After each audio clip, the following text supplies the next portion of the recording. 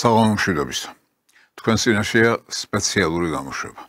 დღევანდელ გადაცემას ასე დავარქვი: პოლიტიკური აბრაკადაბრა. რა ვიგულისხმე ამ სათაურის ქვეშ? ამასთან დაკავშირებით მინდა ახლავე მოგახსენოთ, მაგრამ ეს არც ისე ადვილად ასახსნელია. საკმაოდ რთული პროცესებია ნაგულისხმები ყველაფერ ამაში.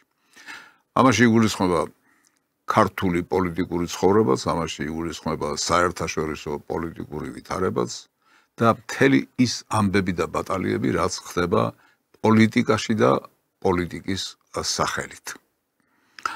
რა უნდა დასავლეთ ჩვენგან და რა გვინდა ჩვენ დასავლეთისგან? რა ინტერესები გვამოძრავებს ჩვენ და რა ინტერესები ამოძრავებს მათ? ემთხვევა თუ არა ეს ინტერესები ერთმანეთს და მოდიან თუ არა ისინი შესაბამისობაში. მოდით აქედან დავიწყოთ, მაგრამ დასაწყისი ცოტა რომ გაგვიმარტივდეს და გაგვიოლდეს, დახმარება ვთხოვოთ ჩვენი უშიშროების სამსახურის შეფს ბატონ დინარაძეს. მილიონები დააგახარჯეს, რომ შენ ასე გეფიქრა და თავში ეკაკუნებინათ, რომ იცი რა, ეს რუსულია, ის რუსეთის უკანა ეზოა და მართლაც მე ვიღაცა ხანდახან შტაბ-ბეჭდილება რჩება მაგდა, რომ ვიღაცას მართლა უნდა რომ ეს ქვეყანა ან რუსეთის უკანა ეზო გაჩ, აი ვაპანკზე არიან წასულები რა, ან მართლა რუსეთს უნდა შეგაჩეჩონ ბოლომდე. ასეთი ეჭუჩნდება რა, როგორც მინიმუმ. ან ისე თავისკენ წაგიღონ რომ პარტნიორი კი არ იყო და მართლა ევროპული ოჯახის უფასოვანი წევრი კი არ იყო. მოლოდინის რეჟიმში ასე ის რო იყო ხუმრობა ღიაკარში დაგაყენონ, იქიდან გახვეწონ და რასაც გიბრძანებენ ესე თითის დაწკაპუნებით ის გაკეთებინონ. იომე უნდა შევარდე, იმიტომ რომ ახლა სხვა რაღაც დიდი ინტერესებს ასე ჭირდება და შენ 4 მილიონიანი ქვეყანა ხარ და შენ ეროვნულზე რო აქ იქაჩები ვინ ახარ, ას წარმოადგენ. არიომებ და დავრწმუნდები მე რომ შენ არ ომობ, მაშინ მოდი რას ამოგატრიალებ, ეხლა დაგემუქრები, ხალხი გადაირევა, ვიზა ლიბერალიზაციას გუიქმებენ, ხალხო გამოვიდეთ, ეხლა კუჩაში კამაზეც არ ვიღებთ ხმას, ამაზე აღშფოთდება შენი ხალხი, ამოგატრიალებ შენ და მოიყვან სხვა ხელისუფლებას და ერთ კვირაში გავაკეთებინებ, რასაც უნდა. ამ ლოგიკით თუ უნდათ, რომ ან რუსეთს შეგვაჩეჩონ, ან თავისკენ ამ ლოგიკით წაგვიყვანონ, არც ერთს ავირჩევთ, არც მეორეს და ჩვენი სიმყარე იცი რაში იქნება? რაში მდგომარეობს? ჩვენს სიძლიერეში და ქართველი ხალხის სიბრძნეში. ერთი სიტყვით საკმაოდ რთული და მძიმე ვითარება დაიხატა და დაიხატა აბრაკადაბრაც. ანუ ან ასე იქნება, ან ისე იქნება, მაგრამ ეს ასე და ეს ისე ოდნავაც არ გავს ერთმანეთს. საქართველოს უშიშროების სამსახურის შეფი აცხადებს, რომ დასავლეთ ჩვენგან შესაძლებელია სწორედ ის უნდა, რომ რუსეთს შეგვაჩეჩოს ხელში. ან თუ ეს არა, ასეთ შემთხვევაში ისე წაგვიყვანენ ჩვენ, რომ ჩვენზე ექნებათ ერთპიროვნული მბრძანებლობა. ასე გეტყვი, ასე გააკეთებ, ისე გეტყვი, ისე გააკეთებ, ომის დაწყებას გიბრძანებ, ომს დაიწყებ და ასე შემდეგ და ასე შემდეგ. ანუ იხატება მეტისმეტად არასახარბიელო პოზიცია ჩვენთან დამოკიდებულებაში. ჩვენ შეგვიძლია ამას შეურიგდეთ? ჩვენ შეგვიძლია ყაბულს ვიყოთ იმისა თუ რასაც ვთავაზობენ? მე მგონი რომ არა, ერთმნიშვნელოვნად არა, იმიტომ რომ თუ ჩვენ რუსეთის გავლენის სფეროში უნდა აღმოვჩნდეთ, ესეც ჩვენ უნდა გადავწყვიტოთ და თუ ჩვენ დასავლეთთან ურთიერთობა გვინდა ისე რომ ისინი დირექტორის როლში არიან და რასაც უნდათ და რაც უნდათ იმას გვიბრძანებენ, ესეც ჩვენ უნდა გადავწყვიტოთ. მაგრამ აქ საკითხის ქვაგვარად დგას. თქვენ კი არ გადაწყვეტთ, არამედ ჩვენ გადავწყვეტთ იმის მიხედვით, თუ რას ჩავთვლით საჭიროდ და რას ჩავთვლით ჩვენს ინტერესებთან შესაბამისად. ასე გველაპარაკება თურმე დასავლეთი, ამას მე დიდი ხანია ვლაპარაკობ, მაგრამ ამ შემთხვევაში ამას მიმოწმებს საქართველოს უშიშროების სამსახურის შეფი, რომ ასეთი მეტისმეტად არასახარბიელო დამოკიდებულება აქვს დასავლეთს ჩვენთან და სანამდე მიგვიყვანს ეს.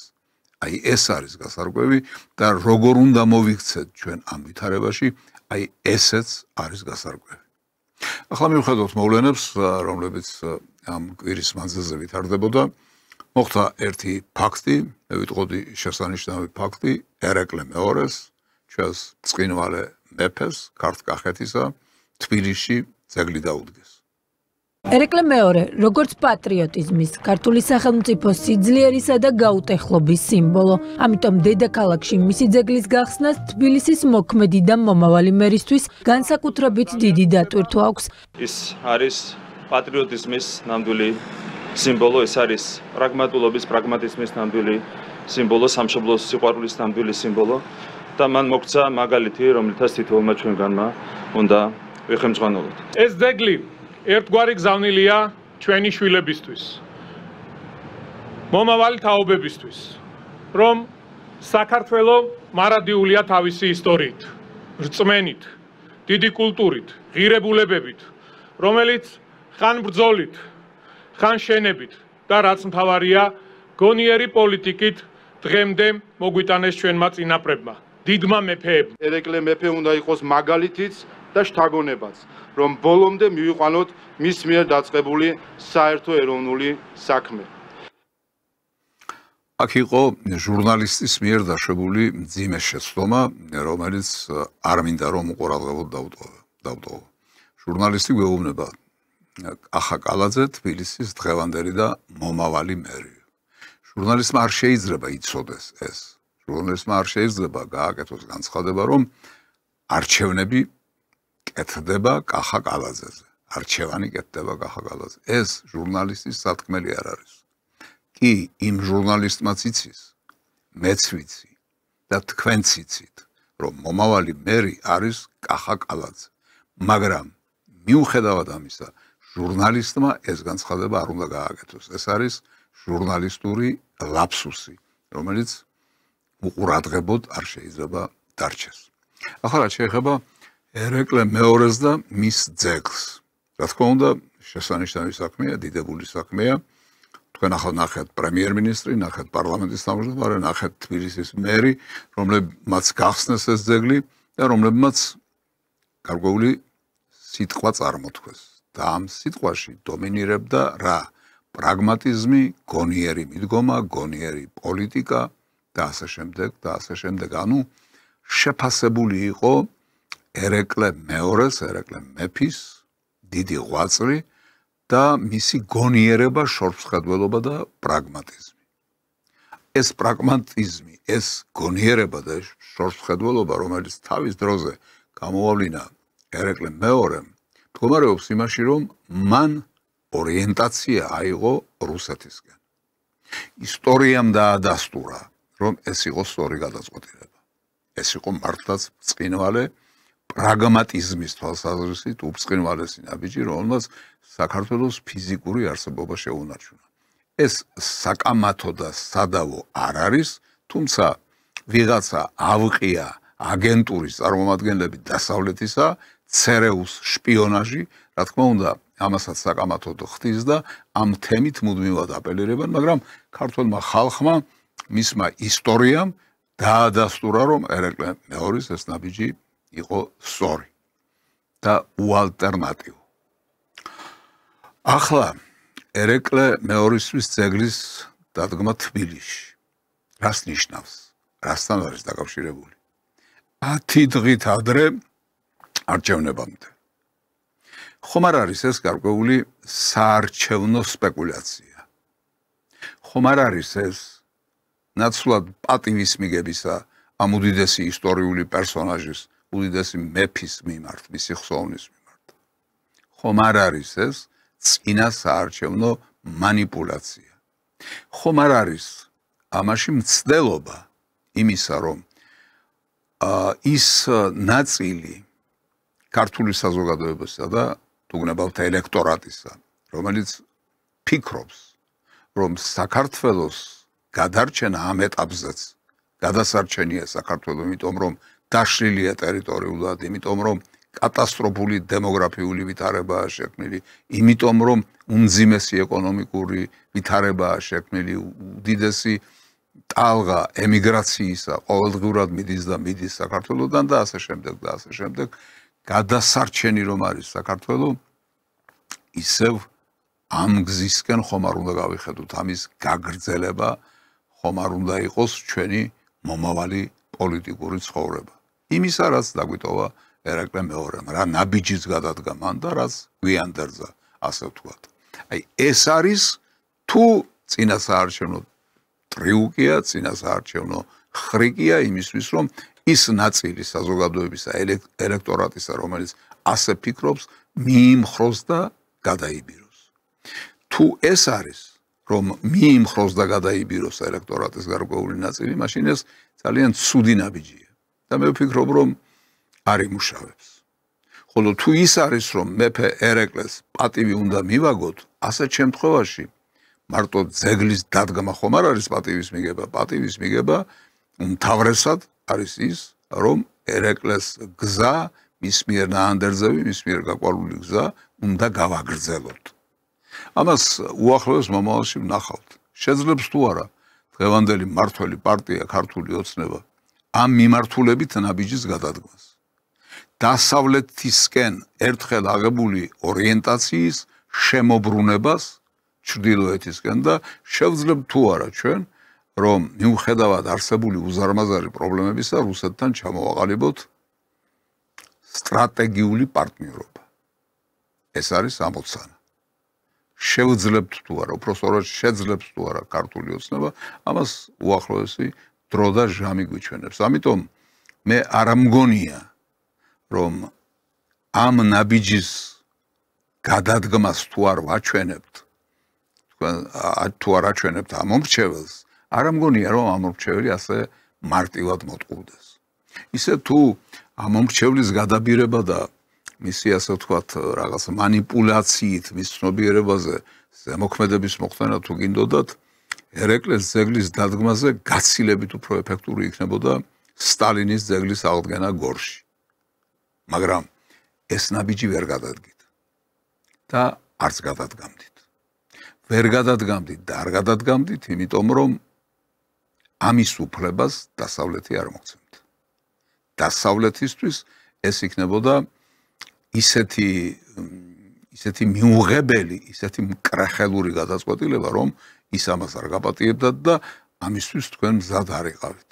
რაც შეეხება ერეკლე მეორეს, ის მაინც არ არის დასავლეთთან დაპირისპირებული პიროვნება. ის არ არის სოციალიზმისა და კომუნიზმის მშენებელი ისტორიული პერსონაჟი, როგორც სტალინი იყო. ამიტომ დასავლეთმა შესაძლებელია ამას იმდენი ყურადღება არ მიაქციოს, არ დაუთმოს, რამდენსაც ვთქვათ სტალინის ძეგლის აღდგენას დაუთმობდა.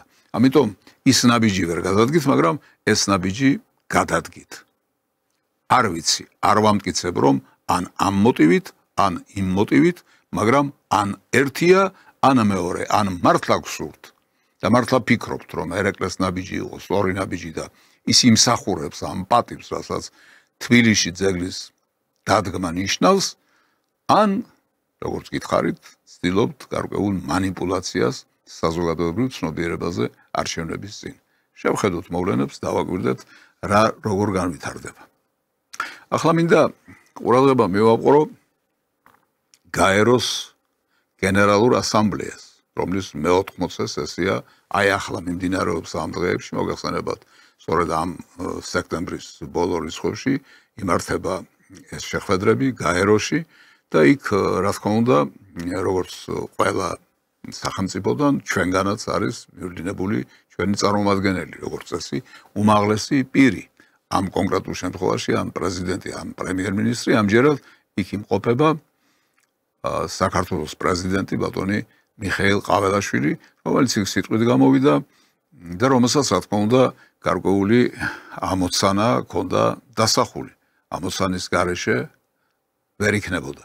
ახლა რამდენად მიაღწია მან დასახულ ამოცანას იმას, რა დავალებითაც წავიდა, რა შეკვეთითაც წავიდა მართველი პარტიიდან, ეს გასარკვევია, გამოსაცნობია, ამიტომ მოდით მივყვეთ მოვლენებს.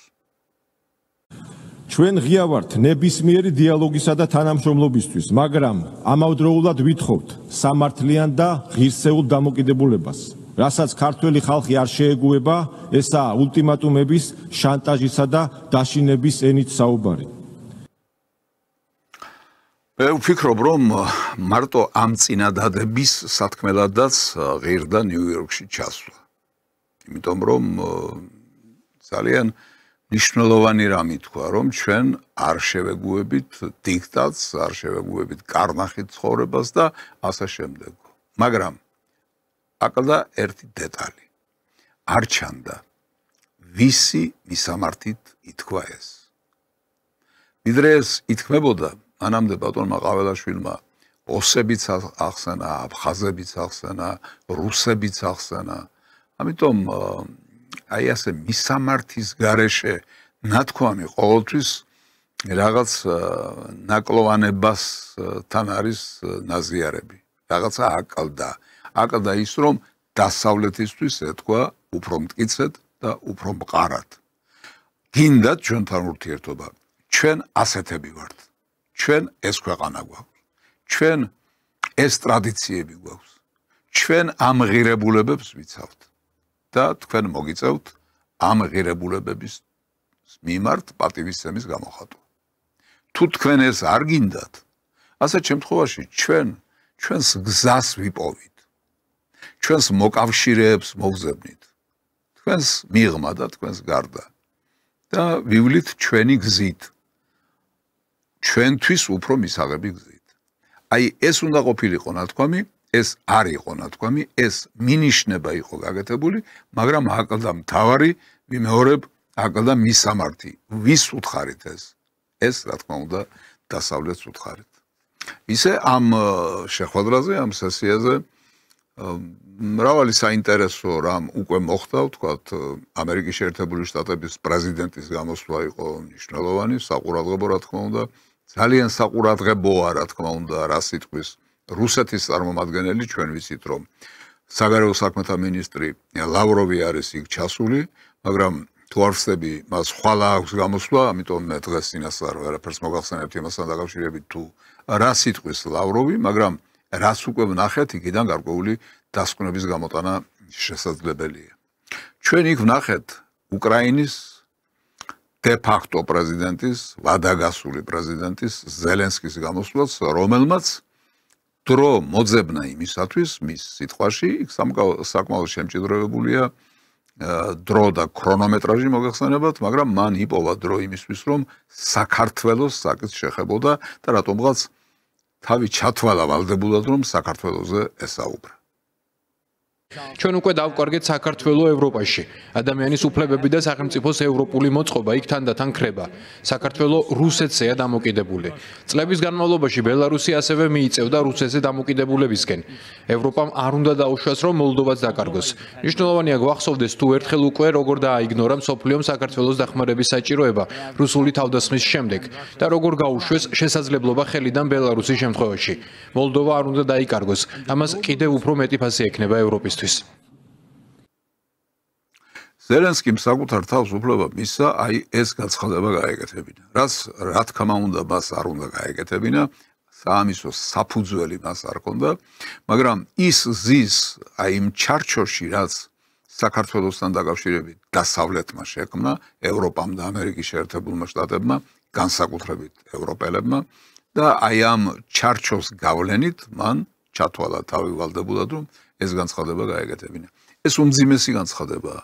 ეს არის თავხედური განცხადება, ეს არის მიუღებელი განცხადება, არა დიპლომატიური განცხადება, არა პოლიტიკური განცხადება. მაგრამ მან მისცა საკუთარ თავს ამის უფლება და აქედან გამომდინარე, რა თქმა უნდა, რაღაცა რეაქცია ამასთან დაკავშირებით უნდა ყოფილიყო. როგორი იყო რეაქცია? რა ვთქვით ჩვენ ამის პასუხად? ამასთან დაკავშირებით მე მინდა მოგასმენინოთ პატარა სადიქტორო ტექსტი ერთ-ერთი ტელეარხისა, სადაც ნათლად ჩანს თუ რა პოზიცია უკავია საქართველოს ხელისუფლებას ამ განცხადების გაკეთების შემდეგაც. უკრაინის პრეზიდენტმა გაეროს ტრიბუნა საქართველოს კრიტიკისთვის გამოიყენა. ზელენსკის და მისი ხელისუფლების უსამართლო დამოკიდებულებას სიახლეს არ წარმოადგენს. თუმცა მაინც ხელისუფლების გადაწყვეტილებაა, რომ ჩვენი ქვეყანა ცალმხრივ მეგობრობას განაგრძობს. რას ნიშნავს და საერთოდ რა არის ეს ცალმხრივი მეგობრობა? მართალი გითხრათ, მე არ ჩამიხედია ლექსიკონებში ამასთან დაკავშირებით, მაგრამ ისე ხომ ვიცით, რომ ასეთი რამ ბუნებაში არ არსებობს. მეგობრობა ორმხრივია. სხვანაირად მეგობრობა ვერ შედგება. აი, რაც შეეხება სიყვარულს, ის შეიძლება ცალმხრივი იყოს. იმიტომ რომ მიუხედავად იმისა, იქიდან მოდის თუ არა იმპულსი მეორე მხრიდან, მოდის თუ არა მიმღებლობა იმისა, რასაც გასცემს ერთ-ერთი შეყვარებული, სიყვარული სიყვარულად რჩება, ლტოლვად რჩება. მეგობრობასთან დაკავშირებით ასეთი რამ მე არც სამეცნიერო ლიტერატურაში შემხვედრია და არც მხატვრულ ლიტერატურაში სხვათა შორის ცალმხრივი მეგობრობა. მაგრამ საქართველო რატომღაც საკუთარ თავს თვლის ვალდებულად, რომ მიუხედავად იმისა, ლანძღავს თუ აკრიტიკებს უკრაინის წარმომადგენელი და მისი პირველი პირი დღევანდელი ქართულ პოლიტიკას, საქართველოს ხელისუფლებას და განწყობილი არის თუ არა დადებითად ქართული ხალხის მიმართ. ჩვენ ვიცით, რომ არანაირად არ არის განწყობილი ქართული ხალხის მიმართ დადებითად უკრაინის ხელისუფლება. უკრაინელები ზელენსკი და მისი ხროვა საქართველოსგან მოითხოვდნენ და მოითხოვენ, რომ საქართველო აუცილებლად ომი უნდა გააჩაღოს რუსეთთან, იმიტომ რომ როგორმე წამოეშველოს უკრაინას, უკრაინულ ფაშიზმს. რა კი საქართველო ამას არ აკეთებს, ისინი დადებითად არ არიან განწყობილი, მაგრამ მიუხედავად აი ამ განწყობილებებისა, საქართველოს ხელისუფლება თვლის, რომ მან უნდა გააგრძელოს მეგობრობა უკრაინასთან, უკრაინის ხელისუფლებასთან, უკრაინელ ხალხთან და ამ მეგობრობას არქმევს ცალმხრივ მეგობრობას, იმიტომ რომ პასუხად მოდის ის, რაც მოისმინეთ და 1000 ამისი მსგავსი. ამიტომ აბსოლუტურად გაუგებარია ეს. მე საკუთარ თავს ვერ დავაბრალებ იმას, რომ ქრისტიანული მორალი საერთოდ არ მესმის მეთქი. არ ვარ სპეციალისტი ამ საკითხებისა, მაგრამ ქრისტიანული მორალი მე მესმის. მე მესმის, რას ნიშნავს ერთ ლოყაში რომ გაგარტყან, მეორე რომ უნდა მიუშვირო, ქრისტიანული დოგმა. მე მესმის აზრობრივადაც და ემოციურადაც მესმის, რას ნიშნავს გიყვარდეს მტერი შენი. კი ეს ყველაფერი მესმის, მაგრამ მიუხედავად ამისა, მე არ მესმის საქართველოს ხელისუფლების ის პოზიცია, რასაც უკრაინასთან ცალმხრივი მეგობრობა ჰქვია. სხვათა შორის მე ისიც ვერ გავიგე ამასთან დაკავშირებით იქვე, იმავე ტრიბუნიდან, რა პასუხი გასცა საქართველოს პრეზიდენტმა ბატონმა ყაველაშვილმა ამ თავხედ ზელენსკის. უკვე მე-4 წელია, რაც უკრაინაში საშინელი სისხლისმღვრელი ომი მიმდინარეობს, რომელსაც კატასტროფული შედეგები და უზარმაზარი ადამიანური სხვეპლი მოჰყვა. 2008 წლის ომის მწარე გამოცდილების გათვალისწინებით, რომლის იარები დღემდე არ მოუშუშებია ქართულ ხალხს, ჩვენ ბევრზე უკვე გვესმის ის ტკივილი, რასაც დღეს უკრაინელიერი განიცდის. დღესაც, როგორც უწინ, საქართველო უკრაინელი ხალხის მიმართ მტკიცე და ურყევი მხარდაჭერას გამოხატავს. ეს არის იმისი პასუხი, რაც თქვენ მოისმინეთ? მე მგონი, რომ არა. ეს იმისი პასუხი არ არის. ეს არის ნაკარნახები პასუხი, ეს არის კონიუნქტურული პასუხი, თითიდან გამოწურული პასუხი. ეს არის პასუხი არა ზელენსკისთვის გაცემული, არამედ დასავლეთისთვის, ევროპისთვის და ამერიკის გასაგონად წარმოთქმული, რომელიც რეალობიდან ისევეა დაშორებული, როგორც ის ცალმხრივი მეგობრობა, რომლის შესახებაც ვსაუბრობდით. ეს არის სრულიად გაუგებარი და აბსურდული ცალმხრივი მეგობრობა, რომელსაც არავითარი გამართლება და არავითარი ახსნა არ აქვს. ახლა ვნახოთ რა განცხადება გააკეთა შემდეგ უკვე არა გაეროს ტრიბუნიდან, არამედ ქართულ ჟურნალისტებთან ბატონმა ყაველაშვილმა ამავე საკითხთან დაკავშირებით. რაც ზელენსკიმ განაცხადა და რაც მუსირებს ამ რუსულის თემა როგორ სასაცილო რომ გახდა. აქაც პარალელის გავლება შემიძლია ტრამპთან. ომის დაწყების პირველ დღეებში გაიხსენეთ, როცა კიევი იბომბებოდა. ერთხელზე, თითებზე ჩამოსათვლელი საელჩოს წარმომადგენლები დარჩნენ მაშინ კიევში და ერთ-ერთი იყო საქართველოს საელჩოს წარმომადგენლები და რა იკადრა ამ ადამიანმა, რომ გააძევა საქართველოს ელჩი, აი დაბომბვის დროს იქ დარჩენილი ადამიანი, რომელიც ამ ყველაფერს გაუძულდა იქ იყო ამ ფიზიკური ასე ვთქვათ განადგურების საშიშროების ქვეშ ამ ქვეყნის ელჩი გააძევა ქვეყნ აი ეს თქვა შემდეგ უკვე როგორც იტყვიან ხოლმე შიდა მოხმარებისთვის ჩვენთვის ქართველი ხალხისთვის ბატონმა ყაველაშვილმა ეს ნათქვამი და ის ნათქვამი გაეროს ტრიბუნიდან რომელიც მოვისმინეთ ერთმანეთისგან აბსოლუტურად განსხვავებულია. ის იყო ნათქვამი დასავლეთის მისამართით, ეს არის ნათქვამი უკვე ჩვენი მისამართით, ქართველი ხალხის მისამართით და ქართველ ხალხთან ცოტა თავი მოიწონა ბატონმა ყაველაშვილმა და გვითხრა ის, რაც სწორია და რაც ასე ვთქვათ გასაგებია ჩვენთვის, იმიტომ რომ როდესაც ჩვენ ამდენი რამ გავაკეთეთ, მხარი დაგიჭირეთ, 1000-ნაირ რეზოლუციას მოვაწერეთ ხელი 1000-ნაირი დახმარების ხელი გაგიწოდეთ, ჰუმანიტარული ტვირთი გაგიგზავნეთ, გამოგიგზავნეთ და ასე შემდეგ და ბოლოს ეს ფაქტიც რომ აი ელჩი რომელიც აი უბედურებაში როცა გარბოდნენ სხვა ქვეყნის ელჩები იქ იყო და ინარჩუნებდა თავის პოზიციას უკრაინაში, კიევში, აი ეს კაცი შემდეგ გამოაძევეს საქართველოს ელჩი. ახლა ბატონ ყაველაშვილს ვეკითხები პრეზიდენტს. ეს აი თუნდაც ეს, რა თქმა უნდა, გაცილებით უფრო კვახეთ და უფრო მტკივნეულად და უფრო არგუმენტირებულად შეიძლებოდა პასუხი გაგეცათ ზელენსკისთვის, მაგრამ თუნდაც ეს, რაც შიდა მოხმარებისთვის ჩვენ გითხარით ქართველებს, რომ გეთქვათ, თქვათ, გაეროს ტრიბუნიდან, რა იქნებოდა, რითი დაგსჯიდნენ. ვინ გეტყოდათ რომ ეს სწორი არ არის და ეს არ უნდა გეტყვათ. მაგრამ იცით აი შინაგანი ცენზორი, აქედან წაღებული დავალება, გამომუშავებული შინაგანი ცენზორი რომ დასავლეთს არ დაუპირისპირდეთ და დასავლეთთან მუდმივად გქონდეს ის პოზიცია რომ როგორმე ცუდი სიტყვა ძალიან, მაგრამ ახლა სწორედ ეს სიტყვა შეესაბამება ჩვენს ურთიერთობას დასავლეთთან. როგორმე შევეტენოთ დასავლეთს. აი ეს პოზიცია არ გიშვებდათ და ეს გაიძულებდათ რომ იქ სხვა გეთქვათ, აქ სხვა გეთქვათ. ეს ისიც აი პოლიტიკურ აბრაკადაბრაზე, ან პოლიტიკურ გაუგებრობებზე, პოლიტიკურ ისეთ ნიუანსებზე, რომლებიც ერთმანეთთან ბმაში არ მოდის. აი ამაზე როდესაც საუბრობთ, სწორედ ეს აგვაქვს მხედველობაში, რომ იცით პოლიტიკოსმა ის კი არ უნდა თქვას, რასაც ფიქრობს. ანუ ერთს უნდა ფიქრობდეს, მეორეს უნდა ამბობდეს და მესამეს უნდა აკეთებდეს. აი ეს არის პოლიტიკოსობა, ასე ესმის დღევანდელობას პოლიტიკა. და არა ისე, რომ პოლიტიკოსი ხალხს უნდა ეუბნებოდეს იმას, რასაც ფიქრობს. ხალხს უნდა ეუბნებოდეს იმას, როგორც წარმოუდგენია მოვლენათა განვითარება. როგორც წარმოუდგენია გზა და პერსპექტივა ერისა და ქვეყნისთვის.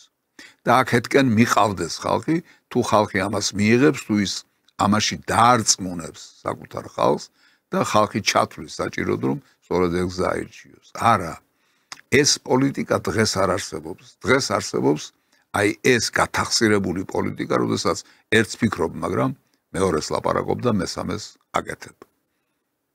ამ შემთხვევაში ამას მხოლოდ ყაველაშვილის მისამართით არ ვლაპარაკობ, ამას ვლაპარაკობ საერთო შეფასებას, როგორც საერთო შეფასებას პოლიტიკური ცხოვრებისა, თუ გნებავთ პოლიტიკური ფსიქოლოგიისა და პოლიტიკური ზნეობისა. უпроსტորად პოლიტიკური უზნეობისა, იმიტომ რომ უზნეო პოლიტიკამ წალეკა და წაიღო ყველაფერი. აი ეს ერთი მონაკვეთი ამით დავამთავროთ და ახლა იმასთან დაკავშირებით თუ რამდენად შეძლო ბატონმა ყაველაშვილმა დაგესრებული მოვალეობის შესრულება, დაგესრებული მისთვის მიცემული დავალების თუ გნებავთ თუ ცოტა ყურს არ ჭრის ეს სიტყვა შესრულება და რამდენად მოახერხა მან ეს უსმინოთ თვითონ ყაველაშვილს პრეზიდენტმა ვიზიტი მედიასთან შეაჯამა და დონალდ ტრამპთან კომუნიკაციის დეტალებზეც ისაუბრა. მე მას განუცხადე რომ დრო არის რომ დაიწყოს ჩვენი ურთიერთობა ახალი ფურცლიდან, მან გამიმეორა დიახ მიხედავს ამ საკითხს, შემდეგ მე კიდევ გავიმეორე რომ აუცილებელია და უკვე დრო არის რომ ჩვენი ურთიერთობა დაიწყოს და ის დამპირდა რომ აუცილებლად დაუბრუნდება ამ საკითხს და დამიკავშირდება და დაველოდოთ მის პასუხს. კი ბატონო, დაველოდოთ მის პასუხს, მაგრამ ეს პასუხი უკვე ცნობილია ჩვენთვის, ჩვენ ვიცით რამდენი იწვალა მმართველმა პარტიამ, მთავრობამ იმასთან დაკავშირებით, რომ ტრამპისთვის როგორმე ხმა მიეწოდინა, როგორმე თავისი სათქმელი ეთქვა და როგორმე მისი არსებობა შეეხსენებინა, რომ ტრამპს გაეღო მოწყალება და ერთი-ორი სიტყვა ეთქვა საქართველოს მისამართით და რაღაცნაირად დაძრული იყო, ასე ვთქვათ, ეს შეჩერებული ურთიერთობები, მაგრამ ამას არაფერი არ მოყვა. შემდეგ ტრამპს ღია წერილით მიმართა საქართველოს პრემიერ-მინისტრმა ბატონმა კობახიძემ.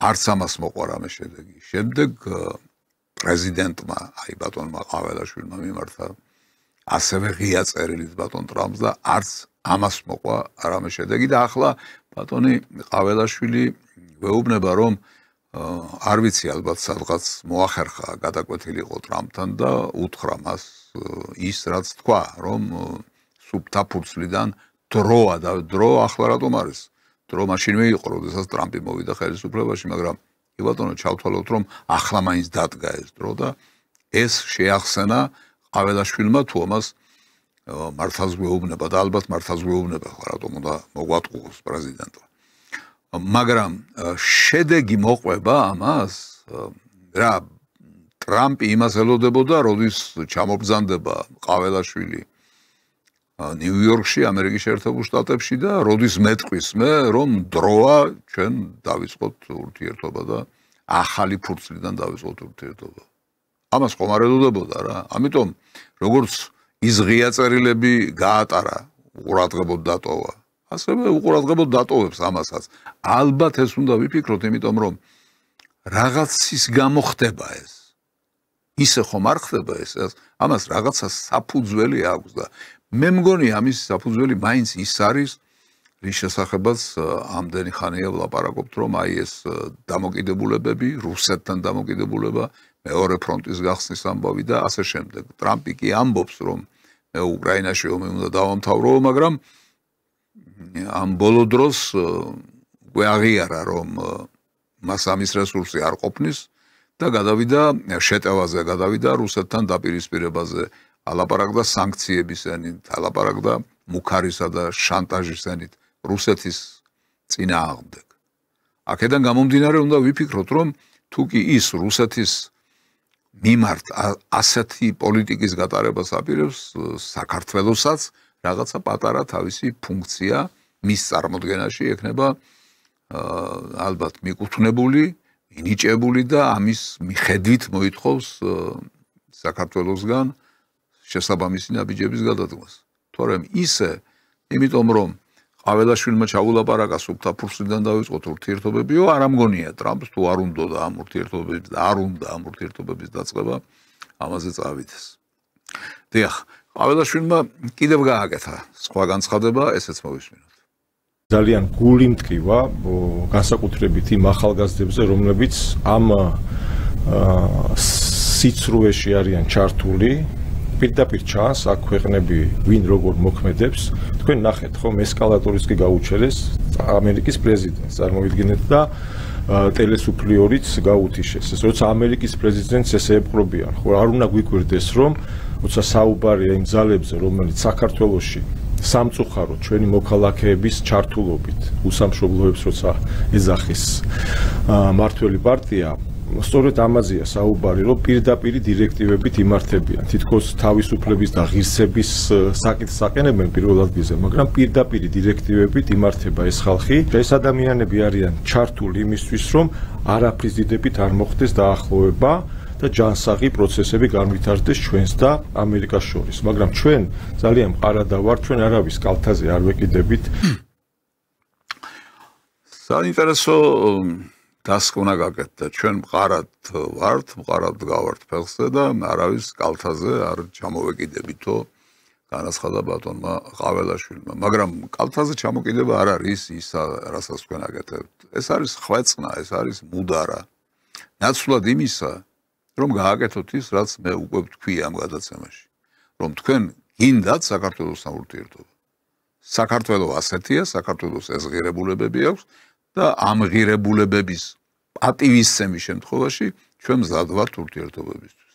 მაგრამ თუ თქვენ არ გინდათ ასეთი საქართველო, ისტორიული საქართველო, ტრადიციული საქართველო, ასეთ შემთხვევაში ჩვენ გზას ვიპოვით.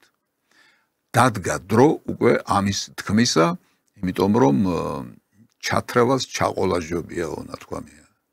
მაინც ჩაგვითრევენ, მაინც ისე იქნება, როგორც ისინი გადაწყვეტენ და ჯობია ჩვენს მიერ გადაწყვეტილი ერიოს სადღაც იმ საერთო დიდ გადაწყვეტილებაში, რომელიც იქნება მიღებული საქართველოსთან დაკავშირებით. ამიტომ, როდესაც ბატონი ყაველაშვილი ამბობს, რომ აი deep state მუშაობს, ძალები მუშაობენ, რომლებიც ხელს გვიშლიან, რომლებსაც არ უნდათ, რომ ჩვენ მოკავშირეები ვიყოთ და ასე შემდეგ, ასეთ შემთხვევაში მაშინ რატომ გაქვს ის იმედი, რომ ის ერთი გადალაპარაკებული სიტყვა, რომ სუფთაფურცლიდან დავიწყოთ ურთიერთობებიო, გადაძალავს ამ ძალებს, deep state-სა და მთელ უბედურებას, რომელიც იქ მუშაობს და ბობოქრობს და გეთანხმებით, რომ მუშაობს და ბობოქრობს, მაგრამ თქვენი პოზიცია უსუსურია იმისთვის, რომ დაძლიოს ეს ძალები. აბსოლუტურად უსუსურია. ამიტომ თქვენ ბედს უნდა შეურიგდეთ და დროზე უნდა გააკეთოთ ეს. დასავლეთმა ჩვენ სახეში სილა გაგვაწნა, თვალებში შემოგვაფრთხა და პანღური ამოგვარტყა. ამას უნდა შეურიგდეთ და აქედან გამომდინარე უნდა იმოქმედოთ ისე, როგორც ეკადრება ღირსეულ ქვეყანას და ღირსეულ ხალხს. ღირსებას მაინც ნუ დავკარგავთ. დასავლეთისკენ ტოლვის, დასავლეთისკენ სვლის 30-35 წელი აღმოჩნდა ფუჭი და ამიტომ ამას ნუ გადავაყოლებთ ღირსებასაც, თავმოყარეობასაც, ავტორიტეტსაც და იმას, რაც გაგვაჩნია როგორც ხალხს, როგორც ქვეყანას, როგორც სახელმწიფოს, როგორც ერს. აი ასე უნდა მოვიქცეთ. ახლა აქ ახსნა ბატონმა ყაველაშვილმა ჩვენი ახალგაზრდები მეწოდება, რომლებიც ჩაითრიეს, რომლებსაც რაღაცას აკეთებინებენ, ცოდვილობენ რაღაცას, სახელმწიფო გადატრიალება უნდა მოახდინონ. იმიტომ რომ ეს ხელისუფლება თან კი მიყვება, მაგრამ თან არ მიყვება. ყველაფერს არ თმობს. სუვერენიტეტს ებღაუჭება. და თქვათ ის რამდენიმე კანონი, რომელიც ჩვენი ღირსების დაცვის კანონია და სახელმწიფოსთვის აუცილებელი კანონია, რომ მიიღო იმ კანონების გაუქმებაზე არ მიდის. ამიტომ დასავლეთში კოლექტიურად არის თუ ერთი ჯგუფია თუ რაღაც არის, ნუ იმ ძალამ, რომელსაც გავლენა აქვს, გადაწყვიტა რომ ხელისუფლება შეცვალოს. და შეცვალოს მათთვის მრავალჯერ ნაცადი, მათ შორის საქართველოშიც, მეთოდით, რასაც ქვია სახელმწიფო გადატრიალება. აი ამისთვის ამზადებენ ხალხს და აქეთკენ მიდის ეს ყველაფერი და ახლა აი ეს ადამიანები, ვინც მართალია სახელმწიფო გადატრიალებით მოდიან, მაგრამ სინამდვილეში ამას პოლიტიკურ ცხოვრებას არ ქმევენ. აი ეს ადამიანები რითი მანიპულირებენ, რითი ატყუებენ საზოგადოებრივ ცნობიერებას, ხალხს. ერთადერთი არა. კიდევ სხვა მეთოდებიც აქვს, მაგრამ ერთი ფორმა იმ სიცრუისა არის ეს განსაკუთრებული ფორმა, ისინი ატყუებენ, ასე ვთქვათ, სოციალისტური იდეალებით. ისინი პირდებიან სამართლიან ცხოვრებას, ისინი პირდებიან ხელმისაწვდომობას ან სრულიად უფასო ჯანდაცვას, განათლებას, როგორც სოციალისტურ სისტემებში არის და იყო და დღესაც არის, სადაც არის ასეთი სისტემა, ხო? აი ამას პირდებიან, თუმცა, რა თქმა უნდა, ატყუებენ. ამასთან დაკავშირებით მე ბევრი მაქვს ალაპარაკები ამ ეკრანებიდან ბევრი მაქვს დაწერილი და ამიტომ მინდა დღესაც იგივე რომ არ ვილაპარაკო, ასე ვთქვათ, მინდა მოგასმენინოთ არქივიდან ფრაგმენტი, ჩემი ერთ-ერთი გადაცემიდან, ეს არის 8 წლის წინანდელი, მე ვფიქრობ, რომ საინტერესო ფრაგმენტებს მოისმენთ. ესეთი გახლავთ სააკაშვილის პოზიცია. ის ემუქრება ოლიგარქებს, ის ემუქრება მდიდარ ხალხს და ღარიბ ხალხს პირდება, რომ მათ წავართმევთ ფულს, მათ წავართმევთ ქონებას და ყველაფერ ამას თქვენ დაგიბრუნებთ. არსენ აუძელაშვილი, დათა თუთაშხია, თუ ვინც გნებავთ ის ლიტერატურული თუ არალიტერატურული პერსონაჟი შეიძლება გავიხსენოთ ამ სიტუაციების დროს, მაგრამ ფაქტი ერთია, რომ სააკაშვილი მოდის სოციალისტური დაპირებებით. თუმცა რამდენად არის სააკაშვილი სოციალისტი, რამდენად მისაღებია მისთვის სოციალისტური იდეები, ეს კიდევ სხვა საკითხი გახლავთ და ამის შესახებაც ჩვენ დღეს გვექნება მსჯელობის საშუალება. ახლა ვნახოთ რა დაპირებებით მოდიოდა ის 2003 წელს საქართველოში.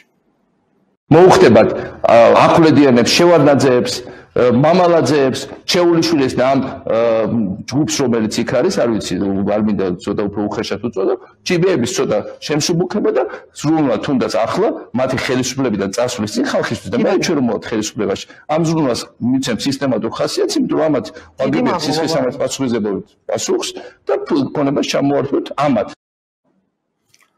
აი ასე როგორც გითხარით, სოციალისტური დაპირებები, მაგრამ რა თქმა უნდა, ის სოციალისტი არ გახლავთ. რა თქმა უნდა, ის სისტემურად არაფრის შეცვლას არ აპირებს. ის მხოლოდ ერთ რამეზე ფიქრობს, როდესაც ამ დაპირებებს იძლევა. ის ფიქრობს, რომ ხალხის გული მოინადიროს. ის ფიქრობს, რომ ის ადამიანები, ის გვარები, რომლებიც დასახელებული იყო და ისინიც, რომლებიც დასახელებული არ იყვნენ, მაგრამ იგულისხმებოდნენ, ხალხმა იცის, რომ მართლაც მძარცველები არიან, მართლაც უკანონო გზით, უკანონო არხებით და საშუალებებით, მათ მიითვისეს ხალხის საკუთრება, ხალხის ქონება, საერთო საყოველთაო დოვლათი და რა თქმა უნდა, ხალხს გაუხარდება, თუ კი მათ წაართმევენ ნაძარს, ნაყოლებს და ამას ყველაფერს დაუბრუნებენ ხალხს. მაგრამ ხალხი ამდენს არ ფიქრობს, რამდენად სისტემურია ეს ყველაფერი და სინამდვილეში რა დგას იმ დაპირებების მიღმა, რომელსაც სააკაშვილი იძლევა. არ ფიქრობს ხალხი ამას, როგორც უკრაინაში, ისევე არ ფიქრობდა საქართველოში თავის დროზე და საქართველოში რაც მოიტანა ამან ჩვენ ეს უკვე გამოვლილი გვაქვს და ვიცით, მაგრამ უკრაინელმა ხალხმა ეს რა თქმა უნდა ჯერ კიდევ არ იცის, ან თუ რამე იცის ყურ მოყვრით, გადაცემით და ასე შემდეგ. ეს არ არის საკმარისი იმისათვის, რომ ეს ფენომენი ხალხმა გაიაზროს, რასთან გვაქვს საქმე. ახლა ვნახოთ უკრაინაში სააკაშვილი როგორ უყვება ხალხს, საზოგადოებას, აუდიტორიას იმასთან დაკავშირებით, თუ რა ჩაიდინა მან საქართველოში, ვინ დაიჭირა და ратом დაიჭირა. Мы арестовали главу человека, который строил последние 20 лет до этого дороги в Грузии. Он заплатил, по-моему, там 15 или 20 миллионов долларов сразу в течение 6 часов. И мы через 2 дня начали строить эту дорогу, через месяц построили. Или у нас полностью не было железнодорожного состава, они все вагоны продали. Посадили главу железной дороги, он дал достаточно денег в течение 2 дней, после 3 дней раздумий, камеры одиночные, чтобы купить, чтобы заказать 80 чем-то вагонов в Украине. 80 чем-то вагонов в Украине. Кстати, украинской экономике это тоже тогда помогло.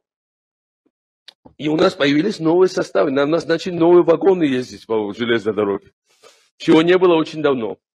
Или, помню, или у нас были, у прежнего правительства, моего предшественника, была большая задолженность по пенсиям. Много месяцев грузинские пенсионеры не получают пенсии, когда мы пришли. Они назывались замороженные пенсии, и люди там горько, они так были. А у президента Шеварднадзе, моего предшественника, была самая крупная мобильная компания Грузии, и, по-моему, практически монополист. И мы, прокуратура арестовала за налоговое нарушение его зятя, который владел этой компанией формально вместе с дочерью. Зять сидел 24 часа, после чего принес достаточно денег, чтобы мы выплатили все задолженности по всем пенсиям, всем пенсионерам страны.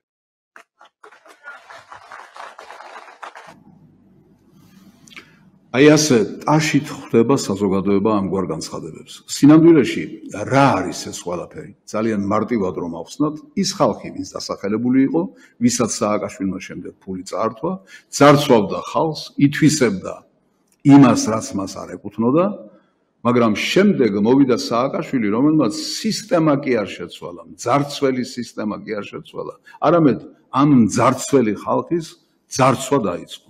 ანუ პირველ შემთხვევაში საქმე ჰქონდა უკანონობასა და უსამართლობასთან და სააკაშვილის შემთხვევაშიც საქმე ჰქონდა უსამართლობასა და უკანონობასთან. აი ამაში ვერ ერკვევა ხალხი და ეს არის ყველაზე დიდი შეცდომა, რომელსაც ხალხი და ამ კონკრეტულ შემთხვევაში ამომრჩეველი უშვებს. აი ეს ერთი ფრაგმენტი მეტყველებს, რა თქმა უნდა, იმაზე, რომ შესაძლებელია გვარები შეიცვალოს, მაგრამ რეალურად სიტუაცია არ შეიცვლება. ამას გპირდებიან თქვენ ისევ და თანაც განმეორებით. ნათქვამია, რომ ერთსა და იმავე მდინარეში ორჯერ შესვლა შეუძლებელია. ბერძენი ფილოსოფოსები ამბობდნენ ასე და გარკვეულ აზრს დებდნენ ამაში. ერთი და იგივე შეცდომის გამეორება ორჯერ, სამჯერ შესაძლებელია მთელი ხალხის მიერ. შესაძლებელია ამაში მოტყუდეს ქართველი ხალხი, რომ თქვენ ახლა თუ არ მოგწონთ, კორუფცია ეს, მითვისება, თუ სხვა რამ არის, რაც არ მოგწონთ. თუ კი ის ხროვა მოვა, რომელიც სახელმწიფო გადატრიალებას ამზადებს და ის ხროვა გვარებს შეცვლის, მაგრამ მდგომარეობას არ გამოასწორებს და უცვლელად დატოვებს.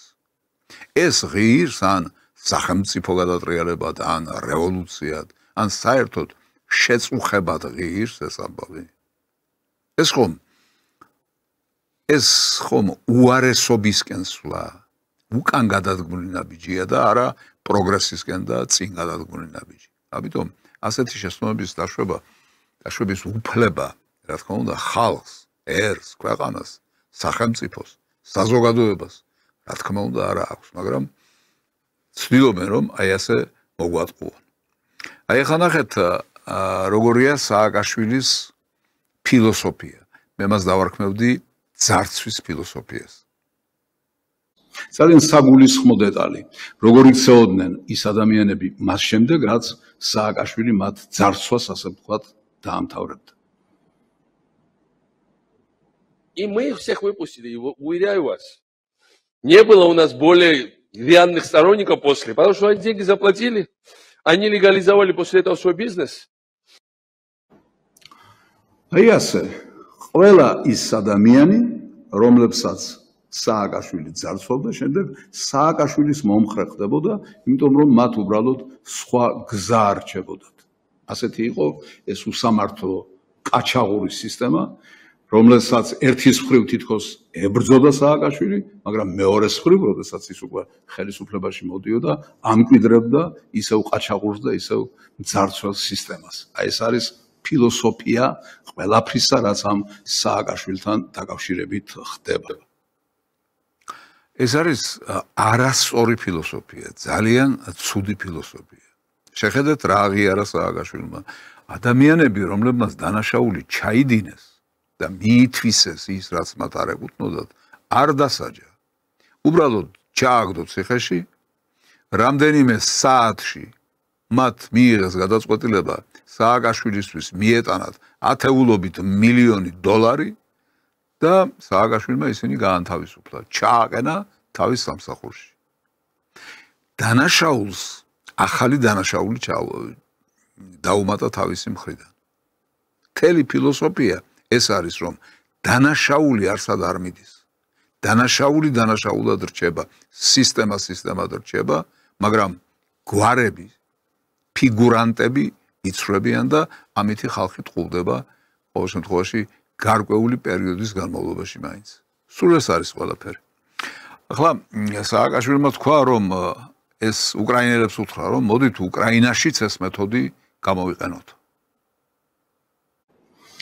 და კიდევ ერთი დაპირება, რომელსაც უკრაინელ ხალხს აძლევს სააკაშვილი, თუ კი იმ მოდელს, რომელიც სააკაშვილს ჰქონდა საქართველოში, უდანაკარგოდ და უდანაკლისოდ გადაიტანს უკრაინაში. Так вот, если это все, этот прецедент перераспределить на украинских коррупционеров, ну заживем мы хорошо, очень хорошо. აქაც რა თქმა უნდა, ტაში და აპლოდისმენტები, იმიტომ რომ ხალხს, საზოგადოებას ეს ყველაფერი მოსწონს. აი ეს არის სააკაშვილის ბინძური ფილოსოფია ამ საკითხებთან დაკავშირებით. სხვას რატომ ვაძარცვინოთ ხალხი, თუ კი შეგვიძლია ჩვენ ვძარცვოთ იგი. აი ეს არის ამ ფილოსოფიის თავი და ბოლო, მთელი მისი შინაარსი. ამითი იცხოვრა სააკაშვილმა, ამითი იღვაწა წინ წლებში რა თქმა უნდა და ამითი სურს კიდევ გააგრძელოს ცხოვრება სააკაშვილმა და მისმა ხროვამ. ვინც ტრიალებს დღეს აი ამ სახელმწიფო გადატრიალების ირგვლივ, ეს არის სააკაშვილი და მისი ხროვა. არავითარი აზრი არა აქვს აქ სხვა სახელების და სხვა გვარების წაკითხვას, სხვა სახელების მორგებას ვითომ ახალი პოლიტიკური პარტიების მიმართ. ეს არის სააკაშვილის ხროვა, ანუ ეს არის დასავლეთის ხროვა, დასავლეთის აგენტურა, რომელიც 35 წელია არ ეშვება საქართველოს, გაანადგურა, გააუბედურა მოსპო საქართველო, მისი ტერიტორიული მთლიანობა, მისი მომავალი, მისი პერსპექტივა, მაგრამ მაინც არ ეშვებიან და ცდილობენ ასე გააგრძელონ ეს ყველაფერი. ახლა ბევრს საუბრობენ ოლიგარქიასთან დაკავშირებით და ოლიგარქებთან დაკავშირებით. თითქოს ეს ხროვა, დასავლეთის აგენტურა, არის ოლიგარქიასთან და ოლიგარქიულ მმართველობასთან მებრძოლი პოლიტიკური ძალა. ეს არ არის მართალი, ეს არ არის სწორი და ამასთან დაკავშირებითაც მინდა არქივიდან კიდევ ერთი მასალა მოგესმენიოთ. სოციალისტურ იდეალებთან რამე აკავშირებდეს ადამიანს, ვინც არის ამერიკის შეერთებული შტატების თანამედროვე პოლიტიკის ხურმოჭრილი ყმა. უსიტყვოს შემსრულებელი ამერიკის შეერთებული შტატების ისტაბლიშმენტის ყოველგვარი დირექტივებისა. როგორ შეიძლება სოციალიზმის მეხუთვე იყოს ადამიანი, რომელიც ჯერ კიდევ იქამდე ვიდრე ტრამპი ამერიკის შეერთებული შტატების პრეზიდენტი გახდებოდა, ამაყობდა იმით, რომ მას ჰქონდა ტრამპთან ნაცნობობა და ურთიერთობა. ეს კაცი მას ერთხელ ჩამოყვანილიც კი ყავდა საქართველოში. აი ტრამპის დამოკიდებულება социалистам. От Советского Союза до Кубы и до Венесуэлы, где бы реальный коммунизм и социализм не применялись бы, они заканчивались опустошением и неудачей. Те, кто настаивает на установке этой дискредитированной идеологии, лишь способствует дальнейшему страданию людей, которые живут под этими жестокими системами. Америка готова оказывать помощь каждому человеку, который живет под гнетом таких жестоких режимов. ამერიკის შეერთებული შტატების პრეზიდენტი ბატონი ტრამპი სასტიკ სისტემას უწოდებს სოციალიზმს. ხომ წარმოგიდგენიათ? კაპიტალისტური ამერიკის პრეზიდენტი სოციალიზმს უწოდებს სასტიკ სისტემას. მაშინ, როდესაც უფრო სასტიკი სისტემა ვიდრე კაპიტალისტური სისტემაა, კაცობრიობის ისტორიაში კაცმა რომ თქვას არც ყოფილა დაწყებული მონათმფლობელობით და დამთავრებული დღევანდელობით. მაგრამ ასეთია თანამედროვე შეფასებები. აი ამ პოლიტიკის გაგრძელებას წარმოადგენს მიხეილ სააკაშვილი და თანაც თვალს რომ არ ახამხამებს ისე უტიფრად საზოგადოებას ატყუებს, რომ მე სოციალისტური იდეალებით მოვდივარ. ასეთია თანამედროვეობის, ასე ვთქვათ, სახე. ასეთია სიცრუის ეპოქა, ასეთია მოტყუების ეპოქა, ასეთია რეკლამის ეპოქა და სააკაშვილი გახლავთ ღვიძლიშვილი ამ ეპოქისა. სააკაშვილი ამბობს, რომ ის ვითომ ებრძვის ოლიგარქიას და ოლიგარქებს. ახლა მოდით თვალი გადავავლოთ, როგორია მისი დამოკიდებულების ისტორია ოლიგარქებთან და ოლიგარქიასთან. აი ერთი პატარა კადრი, სადაც ფარული კამერით ხორციელდება ჩაწერა და სიტყვები კარგად არის ის, მაგრამ ამას არ აქვს მნიშვნელობა თვითონ დამოკიდებულება ოლიგარქისადმი და ოლიგარქიისადმი აი ამ კადრში შესანიშნავად ჩანს.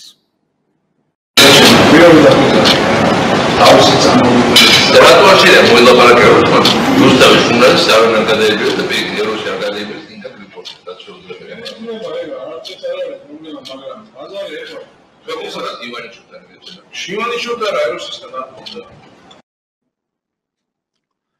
რასაც ოლიგარქია ქვია, უფრო დიდი ოლიგარქი ვიდრე ბატონი პატარკაციშვილი იყო, საქართველოს არ ყოლია. და კიდევ მეორე ოლიგარქი მყავს ბიზინა ივანიშვილის სახით. აი ეს პატარკაციშვილთან როგორი იყო სააკაშვილის დამოკიდებულება. რა თქმა უნდა, ახლო, თბილი, მეგობრული, სინამდვილეში არა მეგობრული, არამედ მძარცველური სააკაშვილის მხრიდან, იმიტომ რომ ის მის მდგომარეობას იყენებდა და ამ ოლიგარქებს ბოდის ვიხდი ამ სიტყვისათვის, მაგრამ რამდენადაც ეს შესაძლებელი იყო, წველიდა და წველიდა. მაგრამ მათ მიმართ მტრობა არ ქონდა.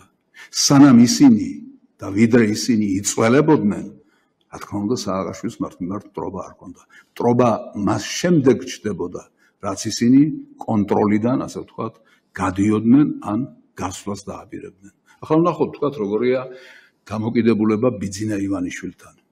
ბიძინა ივანიშვილი იხსენებს 2003 წლის მოვლენებს, რომელიც ისტორიას ჯერჯერობით შემორჩა ვარდების რევოლუციის სახელით. მეც პოლიტიკურად ვთქვათ, არ მქონდა კარგი გამოცდილება. ზედმეტად ემოციური ვიყავი და კარგად მახსოვს იმ რევოლუციის დროს საფრანგეთში ცხოვრობდი მაშინ. 3 ტელევიზორი მქონდა დადგმული და უყურებდი პროცესს პარლამენტში, როგორ განვითარდა, როგორ შევიდნენ პარლამენტში და ესე შემდგომ. მე ვფიქრობ, რომ არაადეკვატური რეაქცია გავაკეთე მაშინ მეც. ზედმეტად ემოციური ვიყავი, ზედმეტად გამიხარდა და ამ გზით მოსვლაც მივიღე, ესე ვთქვათ, როგორც მიიღო თელმა საზოგადოებამ და ესე შემდგომ. გაუხარდა ოლიგარქს ვარდების რევოლუცია. რატომ? თუ კი სააკაშვილი ოლიგარქიის მტერია, ოლიგარქს რატომ უნდა გახარებოდა სააკაშვილის მოსვლა? რა თქმა უნდა, არავითარი მტერი ოლიგარქიისა სააკაშვილი არც ყოფილა და არც იქნება ოდესმე. მაგრამ პირადი მტრობა ოლიგარქთან, რა თქმა უნდა, შეიძლება ჩამოყალიბდეს მას შემდეგ, რაც ეს ოლიგარქები მისი კონტროლიდან გასვლას დააპირებენ. ბატონი ბიძინა ამბობს, რომ გამიხარდაო ეს მოვლენაო. ისე როგორცო მთელ საზოგადოებას უხაროდაო. განამარტო გაუხარდა, კი არ გაუხარდა, არამედ ეხმარებოდა, როგორც შეეძლო და რამდენითაც შეეძლო. 2 წელიწად ნახევრის განმავლობაში მე მთელ ხელისუფლებას ვაფინანსებდი რეალურად, რასაც მალავდით, რა თქმა უნდა და კარგად ფუთავდით. რაც უფრო მეტი მქონდა ურთიერთობა და ბევრი მქონდა ურთიერთობა სააკაშვილთან. ახლა დღეს არაფორმალურ მართლობაზე საუბრობენ. არაფორმალურ მართლობაზე საუბრობენ. სააკაშვილს მეტ კონსულტაციებს ვაძლევდი და მეცაც ვეხმარებოდი, თუ გნებავთ. აბატონო, ოლიგარქი აფინანსებს, ოლიგარქი ეხმარება, ოლიგარქი მხარში უდგას, ოლიგარქს მისი მოსვლა ხელისუფლებაში უხარია და ის ოლიგარქიას ებრძვის. აი ასეთ აბსურდებთან გვაქვს საქმე. თქვენ დააგვერდით ბიძინა ივანიშვილის პოზიციას და მის დამოკიდებულებას სააკაშვილის პერსონისადმი. ბიძინა ივანიშვილი აცხადებს, რომ მეო მინდოდაო არა მარტო ორი ვადით, როგორც ეს კონსტიტუციით არის ნაკარნახები, მოსულიყო სააკაშვილიო, არამედ მინდოდაო, რომ იმის შემდეგაც გაგრძელებულიყო სააკაშვილის ხელისუფლებაში ყოფნა. ინებეთ. ერთ-ერთი მახსოვს, ვერაფრით ვერ გავიგო, მერაბიშვილი მეკითხებოდა, როდესაც ვესაუბრებოდი სააკაშვილს, მე იმ სააკაშვილს ვესაუბრები, მეთქი დღეს თქო რაღაც კონტექსტში უთხარე და ორჯერ თუ სამჯერ გავიმეორე, რომელიც 15 წლის შემდგომ ისევე რამდენი პროცენტით მოვა არჩევნების შემდგომ მეთქი და მერაბიშვილმა მკითხა მე რებოლოს რა გაქვედულობაში მითხრა ამას რომ ამბობო და ის მეთქი რომ ორი დაამთავროთ, მე გამოტოვოთ რაც გეკუთვნის კონსტიტუციით და ისეთი პოპულარული წავიდეს, რომ ასეთივე რეიტინგით მოვიდეს, დიდი რაოდენობის ხმები მიიღო. აი ამ სოფხედველობის პიროვნება ბიძინა ივანიშვილი შეიძლება სააკაშვილის მტერი იყოს? არ შეიძლება. მაშინ თვითონ სააკაშვილი შეიძლება ივანიშვილის მტერი იყოს? რა თქმა უნდა არ შეიძლება. თუმცა, როგორც ვთქვი, არის კონკრეტული სიტუაციები, როდესაც ისინი შეიძლება ერთმანეთთან დაპირისპირებულნი აღნიშნონ. ეს ის სიტუაციაა, როდესაც პიროვნულად ვერ აწესრიგებენ ურთიერთობებს, როდესაც ზედმეტად გადადის ერთი მეორის ბოსტანში და იმ მეორეს ეს არ მოსვენს. როდესაც სააკაშვილმა მოინდომა იმდენი რამდენის გაცემაც არ სურდა ივანიშვილს, რა თქმა უნდა, მათ შორის მტრობა აღმოცენდა, მაგრამ ეს მტრობა ძალიან შორს დგას კლასობრივი დაპირისპირებისა და კლასობრივი მტრობისგან. არა, ეს ერთი და იგივე კლასია. ერთი და იგივე კლასია, რომელიც პრობლემაა მშრომელი ხალხისთვის, რომელიც პრობლემაა ქვეყნისა და საზოგადოებისთვის, მაგრამ აი ამის გაცნობიერება, როგორც ვამბობ ამ გადაცემაში, ძალიან უჭირს ხოლმე საზოგადოებას. აი ამიტომ ნუ წამოეგებით ამ გამოსროლილ ფრაზებზე და წინადადებებზე. ნუ იფიქრებთ, რომ სააკაშვილი ოლიგარქიის მტერია. სააკაშვილი თვითონ არის ოლიგარქი, თვითონ ჩამოყალიბდა ოლიგარქად, იმიტომ რომ იმდენი ფული მოიპარა, რომ გახდა მილიარდერი. და მილიარდერი ცხოვრობს მილიარდერის წესით და არა იმ წესით, რომელსაც ხალხი მოელის, რომ თავისუფლებას და სამართლიანობას და კეთილდღეობას მოგვიტანს. არ ხდება ასე. ისტორიამ დაადასტურა ეს და ფილოსოფიამ და სოციოლოგიამ დაადასტურა, რომ სამწუხაროდ ასე არ ხდება. კი ბატონო, მილიარდერი შესაძლებელია ქველმოქმედი იყოს, შესაძლებელია ძალიან დიდი კეთილი საქმეები აკეთოს, ძალიან ბევრს გაუწიოს და გაუწოდოს დახმარების ხელი, მაგრამ ეს არ ნიშნავს იმას, რომ ის კლასობრივად დაპირისპირებული არ არის ხალხთან და ღატაკფენებთან.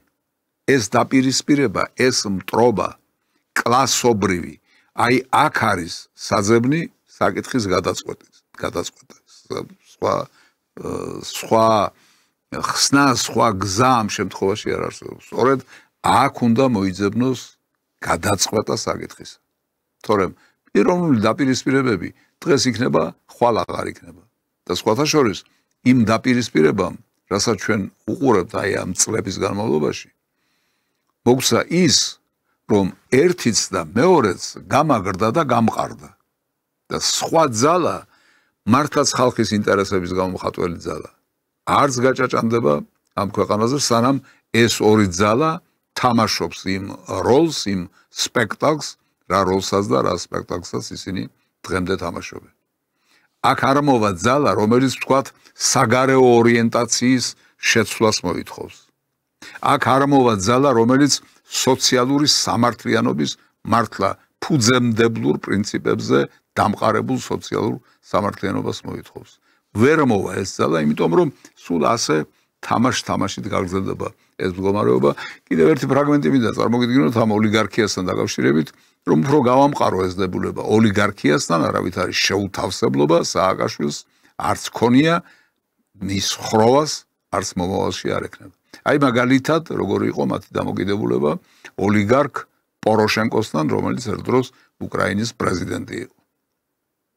ახლა ვნახოთ იგივე უკრაინაში როგორი იყო დამოკიდებულება იმ ოლიგარქისადმი, რომელიც პარალელურად უკრაინის პრეზიდენტია და რომელთანაც შესანიშნავი და შეხმატკბილებული ურთიერთობა ჰქონდა სააკაშვილს.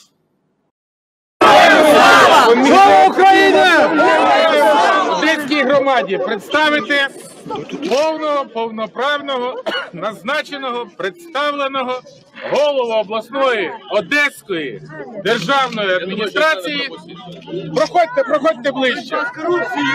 Михайла Саакашвілі. Спасибі вам.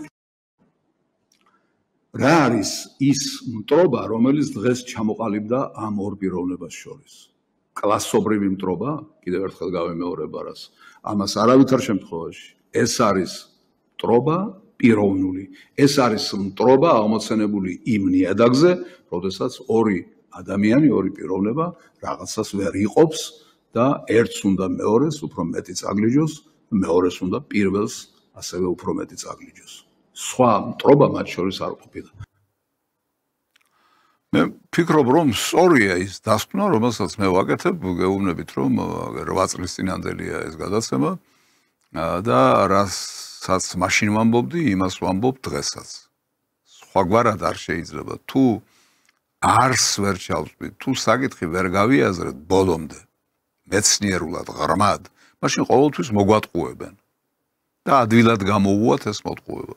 და ახალაც შესაძლებელია ოლიგარქიასთან მებრძოლ რაინდად დაგვისახონ სააკაშვილი და მისი მიმდევრები და მთელი ეს ხროვა, რომელიც დასავლეთის აგენტურას წარმოადგენს საქართველოში. მოვტყუდებით, იმიტომ რომ არ გვინდა ღრმად ჩავიხედოთ საკითხებში. აი რას ნიშნავს ოლიგარქიისთვის? თქვათ, თუნდაც პრეზიდენტის ინსტიტუტი, თუნდაც პირველი პირის მმართველობა ქვეყანაში. პირველი პირი, რომელიც არის კონსტიტუციური გარანტი ხალხისა და სახელმწიფოს. აი რას ნიშნავს? რამდენად შესაძლებელია იგი საღლაბუცო თემად აქციოს ოლიგარქია.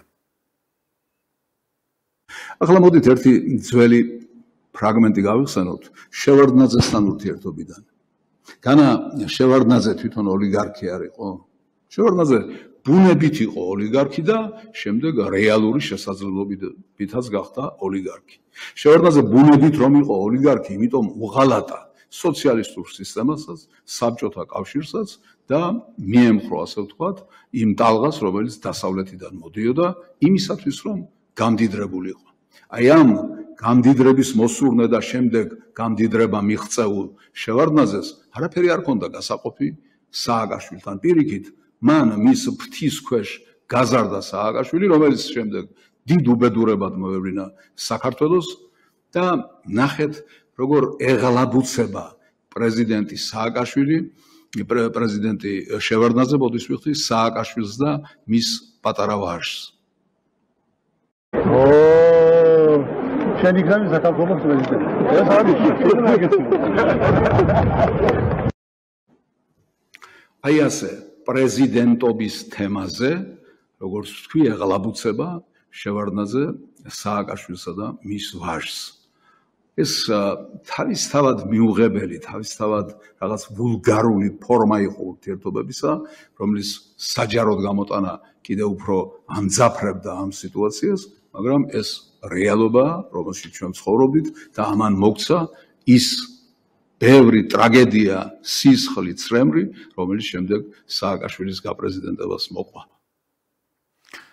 აი ეს ტრაგედია, რაც სააკაშვილის გაპრეზიდენტებას მოყვა მაშინ, არ უნდა გავიმეოროთ. ის სისხლი და ის წრემლი ხელახლა არ უნდა დავატრიალოთ საქართველოში, ამიტომ თუნდაც ის მცირე რიცხოვანი ჯგუფი, რომელიც სახელმწიფო გადატრიალებას უჭერს დღეს მხარს, უნდა დაფიქრდეს და უნდა გონს მოეგოს, რასთან აქვს საქმე, მით უმეტეს რომ იციან, ეს საქმე დღეს ბოლომდე ვერ მივა.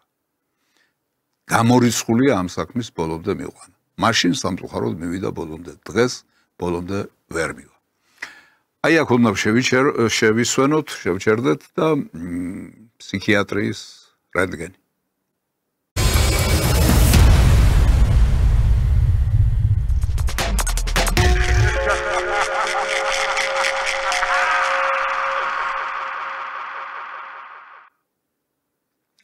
ალბათ გაინტერესებთ, რატომ გაუმწვავდა ევროპას ჩვენთან ურთიერთობა? რა უნდა, რას გვერჩის, რას გვაძალებს, რა სურვილი და რა მიზნები ამოძრავებს? აი, ახლავე მიიღებთ პასუხს. ევროკავშირი ჩვენ რას გთხოვს? თანასწორობას გთხოვს ჩვენი მოქალაქეების კანონის წინაშე, ხო?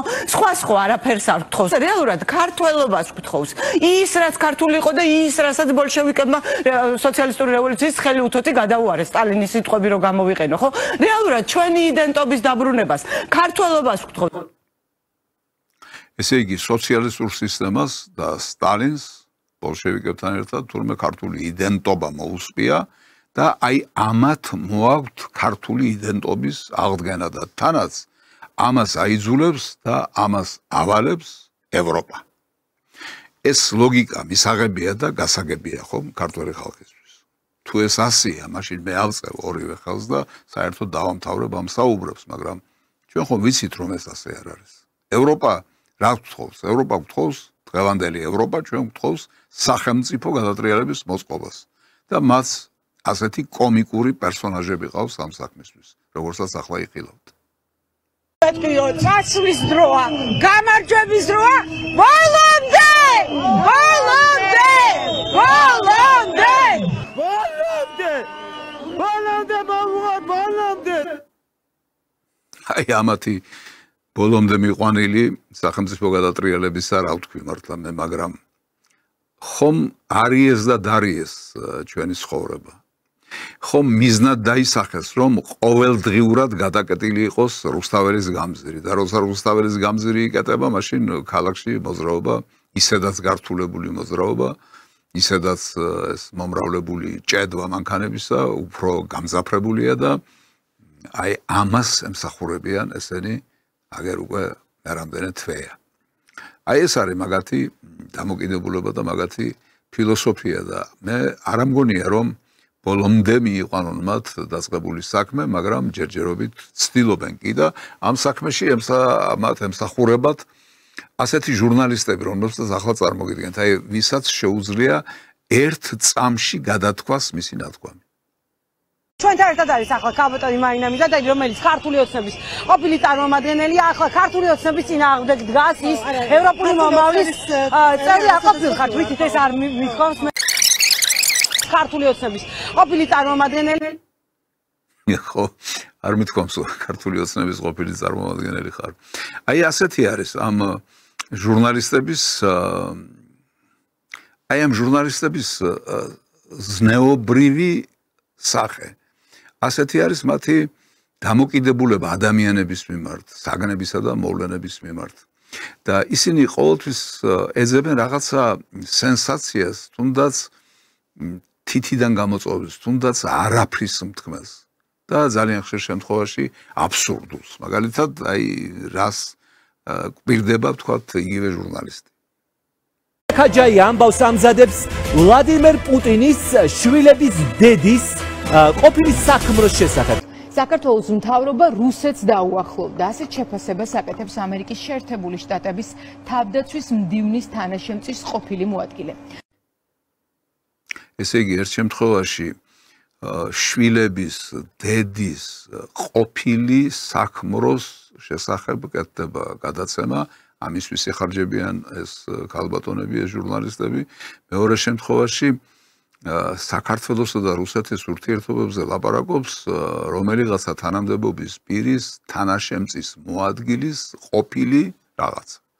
აი ეს არის დღევანდელი ქართული ჟურნალისტიკა, იმიტომ რომ ამ აბდაუბდაში უნდა დააბნიონ საზოგადოება და მათ ცნობიერებაში შეიტანონ ის სიმრავლე ინფორმაციისა, რომ სადაც გზას ვეღარ გაიგნებენ და თავგზას დაკარგავენ საბოლოოდ. აი ეს არის ჩანაფიქრი.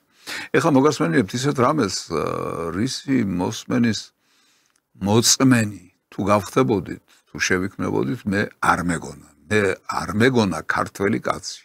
ყოველ შემთხვევაში ქართულ ენაზე მოლაპარაკე კაცი, ქართული ენის მიმართ ამას თუ იტყო და რასაც ახლა მოისმენთ. აეროს გენერალური ასამბლეას ქართულად მიმართავს. მეგონი შევარდნაძე როგორც მახსოვს რუსულად მიმართავდა, დანარჩენი ლიდერები ინგლისურად. ეს იქნება პირველი შემთხვევა, როდესაც გაეროს გენერალური ასამბლეის ოთახში გაჟღერდება ქართული ენა 9 საათის განმავლობაში, თუმცა ქართული დამწერლობა ძალიან ლამაზია, მაგრამ ჟღერადობისა რა გითხრათ? დიდად არაქებენ სხვა. ხო, ამაზე რაღაცები რო დაიწყო. იგი ჟურნალისტის ნახეთ როგორი მონდომებით უქნევს თავს და ეთანხმება აი ამ აბსურდს, რომელიც ამ კაცმა წარბოს თქვა, რომ თურმე ქართული ენის ჟღერადობა არ არის სასიამოვნო. ქართულ ენას ცუდი ჟღერადობა ქონია. ვეფხის ტყაოსნის ენას ქონია ცუდი ჟღერადობა. ამას ამბობს ქართველი კაცი. ამიტომ თქვი, ამას თუ მოვისმენდი და ამას თუ მოვესწრებოდი, მართლა არ მეგონა მეთქი. და ამან აი ამ სისულელემ, ამ აბსურდმა გამახსენა ცხონებული ოტიას ძალიან ფრთიანი გამონათქვა. ამენაზე ვეფხისტყაოსანი დაიწერა, თქვენ არ გაყოთ სამშუტურად? ხო, ვეფხისტყაოსანი რომ დაიწერა, ის ენაო თქვენო საბჟუტუროდ არ ყოფნითო?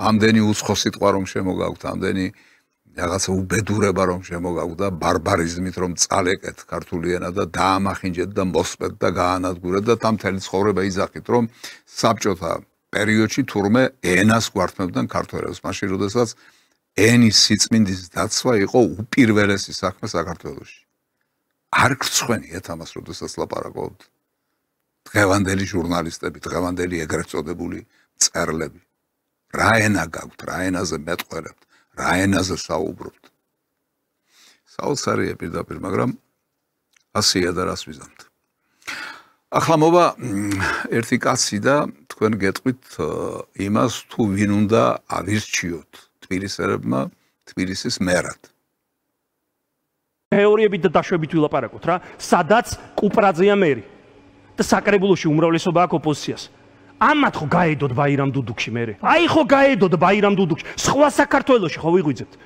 სხვა საქართველოში მერე გამოვა კუპრაძე და იტყვის მეორე დღეს რომ აბა მიდი გაფიცვების ორგანიზება ბრძოლა წარმოიდგინე მუნიციპალური სამსახურები ოიფიცებია ბიჭო მოდით რა დაშვებები არ გვინდა მარტოლან აი ასე რომ კაცი ლაპარაკობს შესაძლებელია ვიღაცამ თქვათ მთრალის ლაპარაკს მიამსგავსოს მაგრამ მე არ ამგონია ნამდვილი ქართული ღვინით შეზარხოშებული კაცი ასე სულელურად ლაპარაკობს ეს არის რაღაცა ნარკოთრობა უხარისხო ნარკოტიკული ნივთიერებით გაბრუებული კაცის რაღაცა აბსოლუტურად იდიოტური საუბარი ამის იმედი აქვს რომ ვიღაცა კუპრაძეს აირჩევს თბილისელები თბილისის მერად და ის კუპრაძე გააჩერებს მუშაობას მოძრაობას საბოტაჟს გამოაცხადებს და დაამხობს შემდეგ მთელ ხელისუფლებას აი ამისი იმედი აქვს ამ ხალხს ახლა გაინტერესებთ ვინ არის ეს კუპრაძე ვინმე იცის ვინმეს გაუგია ვინმეს წარმოდგენა აქვს ვინ არის ეს კაცი მე მგონი საზოგადოებას კი არა ჟურნალისტებსაც კი რომლებიც მას იწვევენ ინტერვიუს ასაღებად ხალხთან სასაუბროდ იმათაც კი არ შეუძლიათ ამ კაცის არც სახელის დამახსოვრება და არც გვარის დამახსოვრება აი კონკრეტული მაგალითი წინააღმდეგ გამოიყენებს ამას მე არ ვამბობ ლევანი დაგიწახე მე მგონი მეორეჯერ ბოდის ლევან ჯობავაზე საუბრობდი დასაწყისში ყველა მიწის რომ ირაკლი კუპრავას რა ქვია ვიცი კუპრაძეს აი ასე აი ეს კაცი რომლის არც სახელი ვიცით არც გვარი ვიცით და მით უმეტეს არ ვიცით რა უკეთებია ამ ქვეყანაზე თურმე გახდება თბილისის მერი და შემდეგ ის დაგვეხმარება სახელმწიფო გადატრიალების მოწყობაში აი ეს არის ყველაფერი ის რაც საქართველოში ხდება მაგრამ ჩვენ და სამწუხაროდ ხდება ამით დავამთავროთ ეს რუბრიკა და გადავინაცვლოთ გაეროს ასამბლეაზე სადაც როგორც ვთქვი უკვე გამოვიდა ტრამპი და მინდა რამდენიმე მისი გამონათქვამი შემოგთავაზოთ დღეს განსახილველად 6 years have passed since I last stood in 6 წელი გავიდა მას შემდეგ რაც აქ ბოლოს ვიდექი მას შემდეგ ომმა გადაფარა მშვიდობა მსოფლიოს ორ კონტინენტზე აქამდე მიგვიყვანა ამერიკის შეერთებული შტატების ბოლო ადმინისტრაციის სისუსტემ ჩემი ადმინისტრაციის მოსვლიდან 9 თვის შემდეგ ჩვენ კვლავ უცხელეს ქვეყნად ვიქეცით უძლიერესი ეკონომიკით საზღვრებით არმიით სულით ეს არის ოქროს ხანა ამერიკის შეერთებული შტატებისთვის არ ვიცი მართლა ასე ფიქრობს თუ არა ბატონი ტრამპი ალბათ ასე ფიქრობს რა კი ასე ამბობს რომ ეს არის ოქროს ხანა უკვე დადგა ამერიკის შეერთებულ შტატებში მაგრამ მე ეჭვმეპარება ყველაფერ ამაში მე არ ამგონია რომ ამერიკის შეერთებულ შტატებს ახლა ოქროს ხანა ედგეს ამერიკის შეერთებული შტატები ახლა შესული არის იმ პერიოდში სადაც არის გაუგებრობა სადაც არის ძალიან დიდი წინააღმდეგობა შიგნითაც და გარეთაც და რაც ყველაზე ნიშანდობლივია არის დიდი გაურკვევლობა. ბატონი ტრამპი დღეს ერთს ამბობს, ხვალ მეორეს ამბობს, ზეგი მეორესაც გადატყვევს და ახალ რაღაცას იტყვის და რეალურად მას ჩამოყალიბებული პოლიტიკა შესაბამისი იმ რეალობასთან, რომელიც მსოფლიოშია შექმნილი და პირველ რიგში ეს არის მრავალპოლუსიანი მსოფლიო, რომელიც უნდა ეს ვინმეს თუ არა, უკვე ჩამოყალიბდა, მე არ ამგონია რომ ბატონ ტრამპს ხოდეს ის და სამწუხაროდ. აი კიდევ ერთი წინადადება, სადაც ის ლაპარაკობს ომების დამთავრებასთან დაკავშირებით. ნატომ ჩემი მოთხოვნით თავდაცვისთვის მუშუპი 2-დან 9%-მდე გაზარდა. გავაძლიერე ურთიერთობები ახლო აღმოსავლეთ პარტნიორებთან. მოლაპარაკებები ვაწარმოე სავაჭრო საკითხებში. 7 თვეში დავასრულე 7 დაუსრულებელი ომი. ზოგიერთი მათგანი რამდენიმე 10 წლეულიც კი მიმდინარეობდა. ომების დასრულება, 7 ომის დასრულება, აქაც ცოტა გადაჭარბებასთან გვაქვს საქმე, მე მგონი, მაგრამ ამას თავი დავანებოთ. ესე იგი, ნატოს გაძლიერება. ეს ახალი პოლიტიკაა. ვინმე შეუძლია თქვას, რომ ნატოს გაძლიერებაზე ფიქრი ზრუნვა და მიღწევა კიდეც იმისი, რომ ნატოს წევრმა სახელმწიფოებმა, ევროპულმა სახელმწიფოებმა გაზარდეს შენატანი ამ ორგანიზაციაში. ეს ახალი პოლიტიკაა თუ ძველი პოლიტიკაა? ის პოლიტიკა, რომელმაც მსოფლიო თითქმის მიიყვანა გლობალური დაპირისპირების, გლობალური ომის ზღვართან. თითქმის მიიყვანა. აი ამ პოლიტიკის გაგრძელება როგორ შეიძლება გასაღდეს ახალ პოლიტიკად, ახალ ურთიერთობებად სხვა სახელმწიფოებთან, გარე სამყაროსთან. არ არის ეს სწორი, თუნდაც ამას ისეთი დიდი სახელმწიფოს პირველი პირი გვეუბნებოდეს, როგორც არის ამერიკის შეერთებული შტატები და როგორც არის ბატონი ტრამპი. ის რაც სწორი არ არის სწორი. ასია და რა ვქნათ. ბატონმა ტრამპმა რატომღაც გადაწყვიტა, რომ გაერთიანებული ერების ორგანიზაციისთვის შეეტია და იერიში მიეტანა. სულდია რომ მე მიწევს ამის კეთება და არა გაეროს. გაეროს არც კი უცდია ჩემი დახმარება. ერთხელაც არ მიმიღია გაეროდან ზარი მოლაპარაკებების ფინალიზების პროცესშიც კი. ის რაც გაეროსგან მივიღე, ცუდი სუფლიორი და ცუდი ესკალატორია. რა დანიშნულება აქვს გაეროს? მას დიდი პოტენციალი აქვს, მაგრამ ამ პოტენციალს ვერც კი უახლოვდება. წარიელი სიტყვები არ ასრულებს ომებს. ომებს ასრულებს ქმედება. ახლა მოდით გავიხსენოთ, როდიდან იწყება გაეროს დისკრედიტაცია. ამ ორგანიზაციის საქმიანობის დევალვაცია, როდიდან იწყება? იწყება ამერიკის შეერთებული შტატების მიერ გადადგმული ძალიან სერიოზული, მაგრამ ძალიან არასწორი ნაბიჯების შემდეგ. მაგალითად, იუგოსლავიაზე თავდასხმა. ნატოს ჯარი იუგოსლავიას ბომბავდა. იქამდე ვიდრე მთელი ეს სახელმწიფო არ აღგავეს პირისაგან მიწისა. ოღონდ არც გაეროს და არც გაეროს უშიშროების საბჭოს რეზოლუცია თანხმობა ამასთან დაკავშირებით არ ქონია. ანუ საქმე ჰქონდა გაეროს იგნორირებასთან, რომელიც ჩაიდინა ამერიკის შეერთებულმა შტატებმა. ეს ერთი მაგალითია. მერე მთელ აღმოსავლეთში დანთებული ცეცხლი და ჩადენილი 1000 ბარბაროსობა. ეს ყველაფერი გაეროს უშიშროების საბჭოს რეზოლუციის გარეშე. ამ ორგანიზაციის სრული იგნორირებით. მას რას სთხოვს ამ ორგანიზაციას ბატონი ტრამპი? რა შეუძლია გაეროს? თუ კი გაეროში მონაწილე სახელმწიფოები და განსაკუთრებით უშიშროების საბჭოს მუდმივ მოქმედი 5 წევრი, რომელთაგან ერთ-ერთი სწორედ ამერიკის შეერთებული შტატებია, გაეროს იგნორირებით იღებენ გადაწყვეტილებებს და იღებენ ისეთ გადაწყვეტილებებს, როგორც არის ომების დაწყება. ამის შემდეგ გაეროს მისამართით გამოთქმული საყვედური სამართლიანობასთან იკვეთება? ან ეს არის ახალი პოლიტიკა? ეს ხომ ძველი პოლიტიკის გაგრძელებაა, იუგოსლავიის განადგურების პოლიტიკის გაგრძელებაა, ახლო აღმოსავლეთში ინტერვენციის პოლიტიკის გაგრძელებაა, ნატოს გაფართოების გაგრძელების პოლიტიკა, რომელმაც როგორც ვთქვი, საბედისწერო ზღვრამდე მიიყვანა უკვე კაცობრიობა და ახლა ამის გამო პასუხი მოვთხოვოთ გაეროს, მე მგონი ძალიან დიდი უსამართლობაა. აი ტრამპის ერთი პოზიცია კიდევ ეს არის პალესტინის სახელმწიფოს აღიარებასთან დაკავშირებული პოზიცია. უარს ამბობს მშვიდობაზე ჰამასიც. ზოგიერთი ქვეყანა კი ამ დროს აღიარებს პალესტინის სახელმწიფოებრიობას. ეს კი დიდი ჯილდოა იმ საშინელების გამო, რომელიც 7 ოქტომბერს ვნახეთ. აი რა განაცხადა ბატონმა ტრამპმა და ეს მაშინ, როდესაც სხვათა შორის მისმა მოკავშირე ევროპულმა სახელმწიფოებმა, მათ შორის დიდმა ბრიტანეთმა, საფრანგეთმა და სხვა ევროპულმა სახელმწიფოებმა, ავსტრალიამ, იქით, აქეთ, კანადამ მიიღეს ასეთი გადაწყვეტილება, რომ აღიარონ პალესტინის დამოუკიდებლობა. სხვათა შორის პალესტინის დამოუკიდებლობის აღიარება გაეროს შექმნიდან მოდის ეგ იდეა.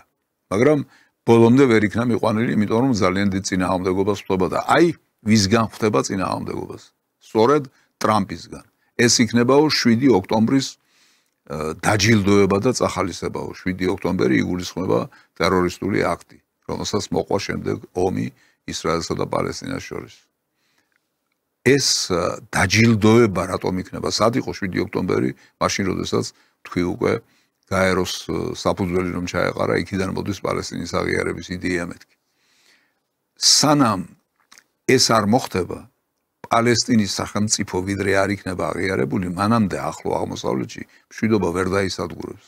ეს არის აბსოლუტურად გამორიცხული და ეს ამას მე კი არ ვამტკიცებ, ისტორიამ დაამტკიცა.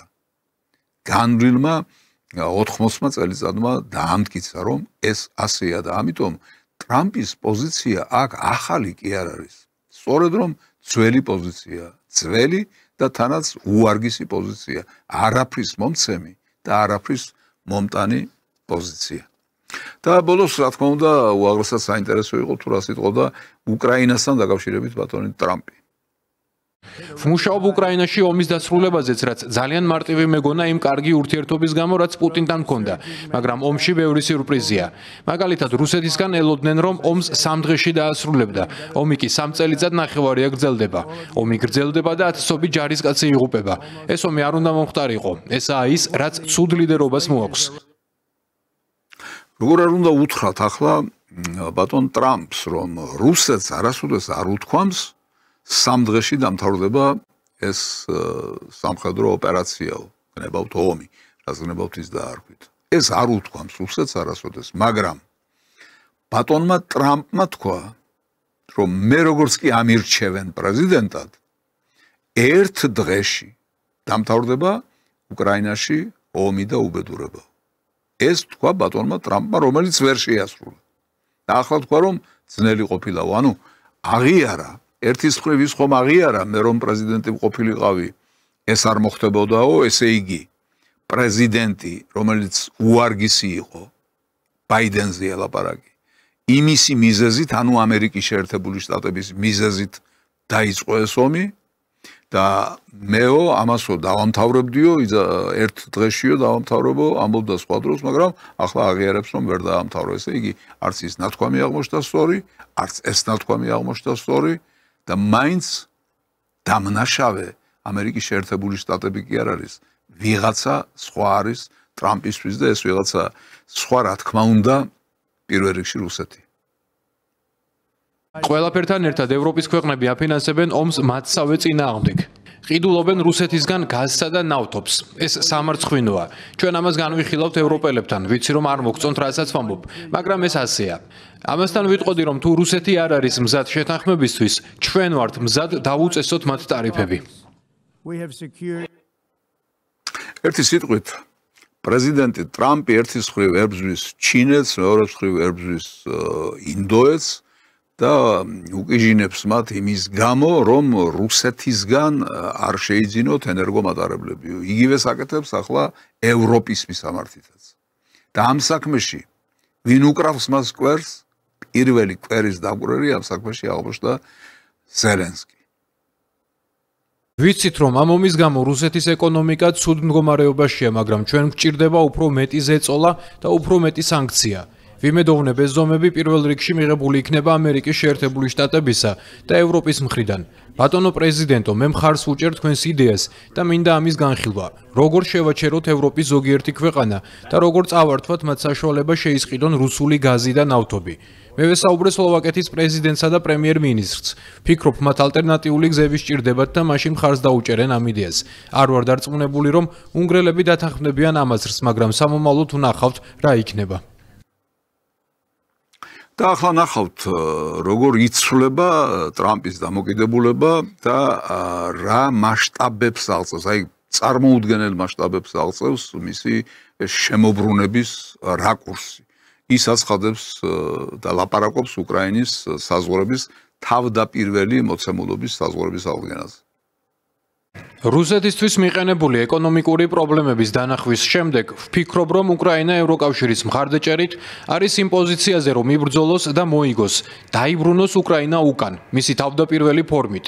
დროსთან და მოთმინებასთან ერთად ასევე ევროპის, კერძოდ კი ნატოს მხარდაჭერით, თავდაპირველი საზღვრები, რითიც ეს ომი დაიწყო, საკმაოდ წარმოსადგენია. რატომაც არა, რუსეთი 3 წელიწად ნახევარი უაზროდ იბრძვის ომში, რომლის მოსაგებადაც ნამდვილ სამხედრო ძალას ერთი კვირა დასჭირდებოდა. რეალურად ეს მათ ქაღალდის ვეფხვა წარმოაჩენს. უკრაინა შეძლებს თავისი ქვეყნის თავდაპირველ ფორმაში დაბრუნებას და ვინ იცის, შეიძლება უფრო შორსაც წავიდნენ. აი ასეთი განცხადება გააკეთა ტრამპმა, ანუ ის მონდომება, რაც მან თითქოს ჩადო ამ საქმეში, უკრაინის ომის დამთავრების საქმეში, ახლა მთლიანად გადახაზა და პრაქტიკულად ისევ იმ ჩიხში შეყავს ეს ვითარება, რაც ჩიხსაც მხოლოდ და მხოლოდ ერთი გასასვლელი აქვს. ეს არის ახალი გლობალური დაპირისპირება, ეს არის ბირთვული კატასტროფა, საიდანაც ამ პოზიციას მიყავს კაცობრიობა. რაც შეეხება ამ ქამის მიერ ნახსენებ ქაღალდის ველს, რა თქმა უნდა, ამაზე პასუხი მიიღო, ეს არის რუსეთის პრეზიდენტის პრესმდივანი პესკოვი. როგორც გვესმის, პრეზიდენტი ტრამპის განცხადება გაკეთდა ზელენსკისთან ურთიერთობის შემდეგ. როგორც ჩანს, სწორედ იმ ხედვის გავლენის ქვეშ, რომელიც მას ზელენსკიმ გაუზიარა. ეს კი ჩვენს გაგებისგან კონტრასტულად განსხვავდება. ამერიკულ მხარეს პოზიციებს ჩვენს გავაცნობთ.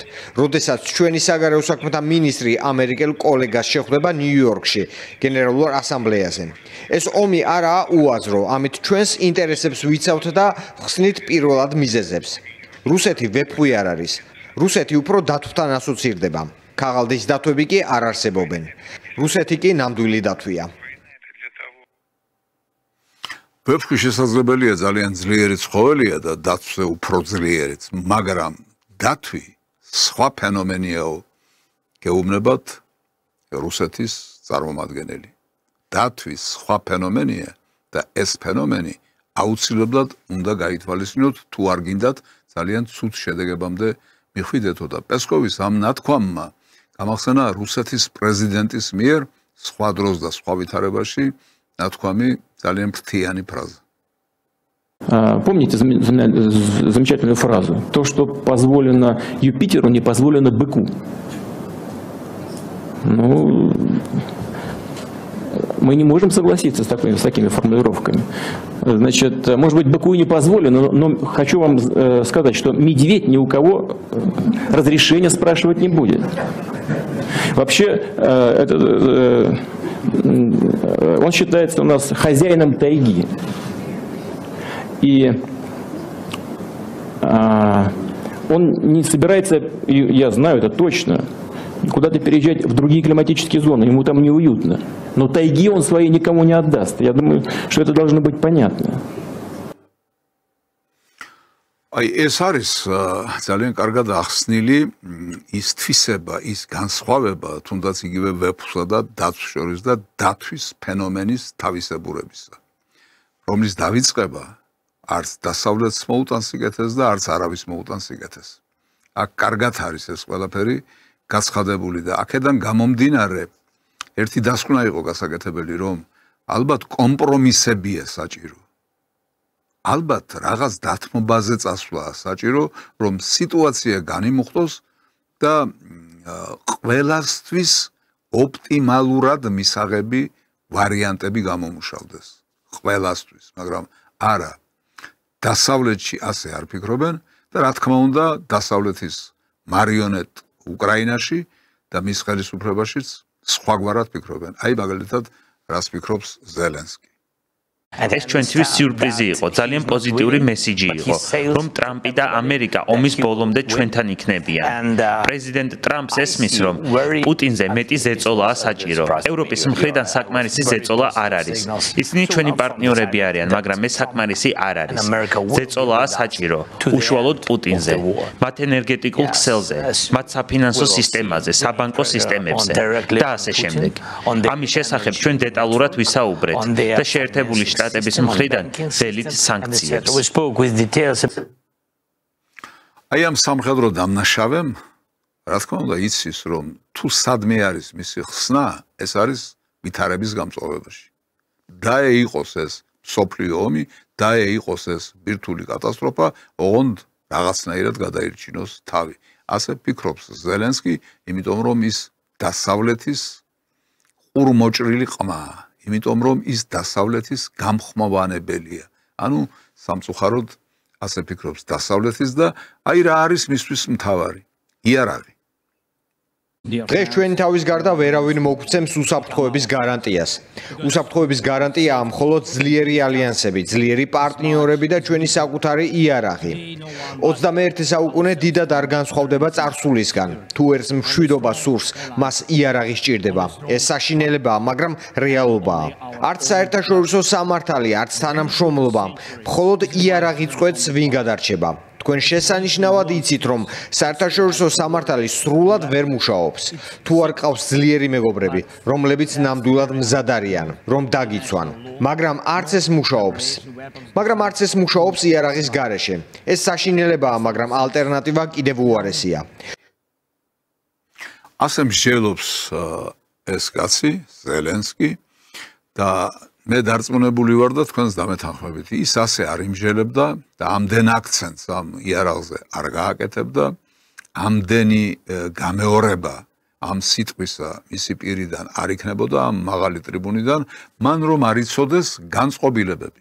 პირველ რიგში მისი ბატონისა და პატრონის ამერიკის შეერთებული შტატებისა. ამ იარაღთან დაკავშირებით ნახეთ რა აქვს ნათქვამი ბატონ რუბიოს. პრეზიდენტი მოთმინებით სავსე ადამიანია, მას მშვიდობა სურს, მაგრამ მისი მოთმინება არ არის უსაზღვრო. არაერთხელ უთქვამს, რომ აქვს ბევრი შესაძლებლობა და არჩევანი, თუ საჭიროა დამატებითი ეკონომიკური ფასის დასაკისრებლად რუსეთის ფედერაციაზე, რათა ეს ყველაფერი დავასრულოთ. მას ასევე შეუძლია გაყიდოს თავდაცვითი ან თავდასხმითი იარაღი იმისათვის, რომ უკრაინამ დაიცვას თავი ამ შეიარაღების შესყიდვით. დიახ, იარაღზეა საუბარი. შეიარაღებაზეა საუბარი. უკრაინული ფაშიზმის შეიარაღებაზეა საუბარი.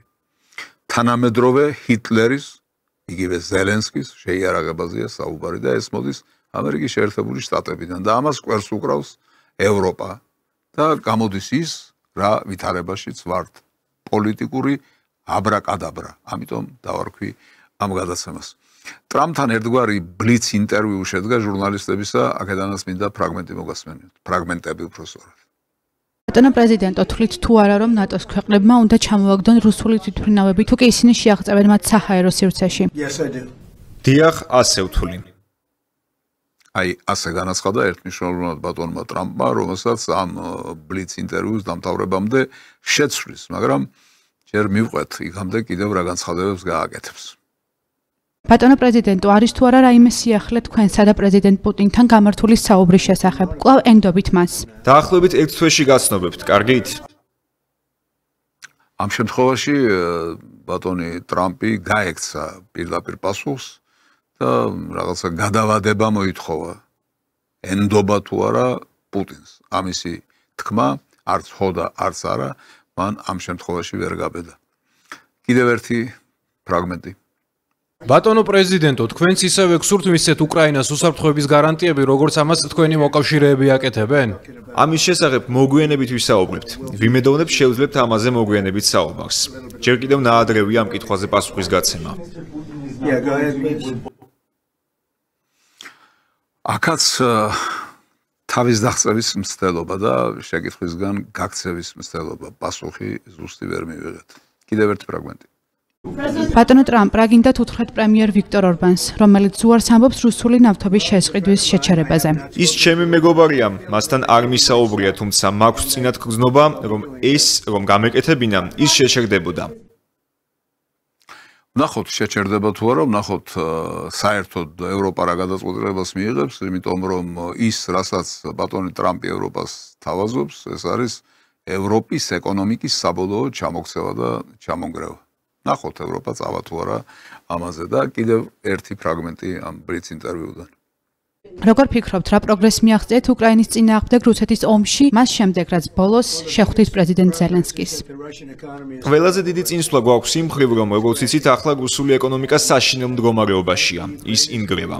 სიმართლე გითხრათ, უკრაინა ბრწყინვალით უმკლავდება ასეთი უზარმაზარი არმიის შეჩერებას.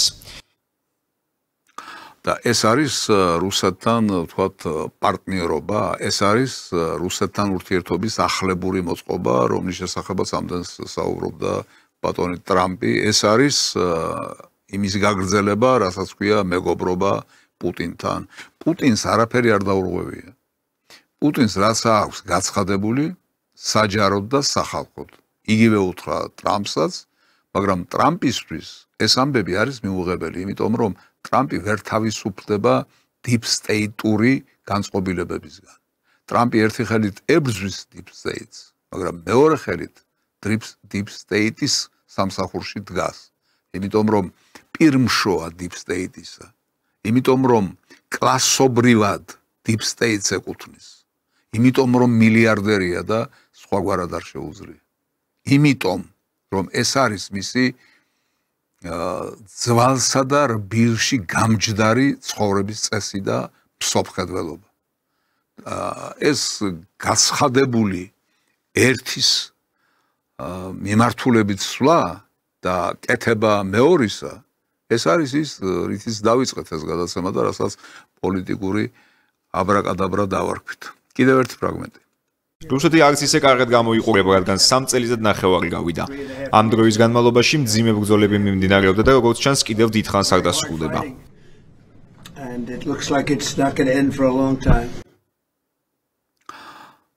რუსეთი არც ისე კარგად გამოიყურება.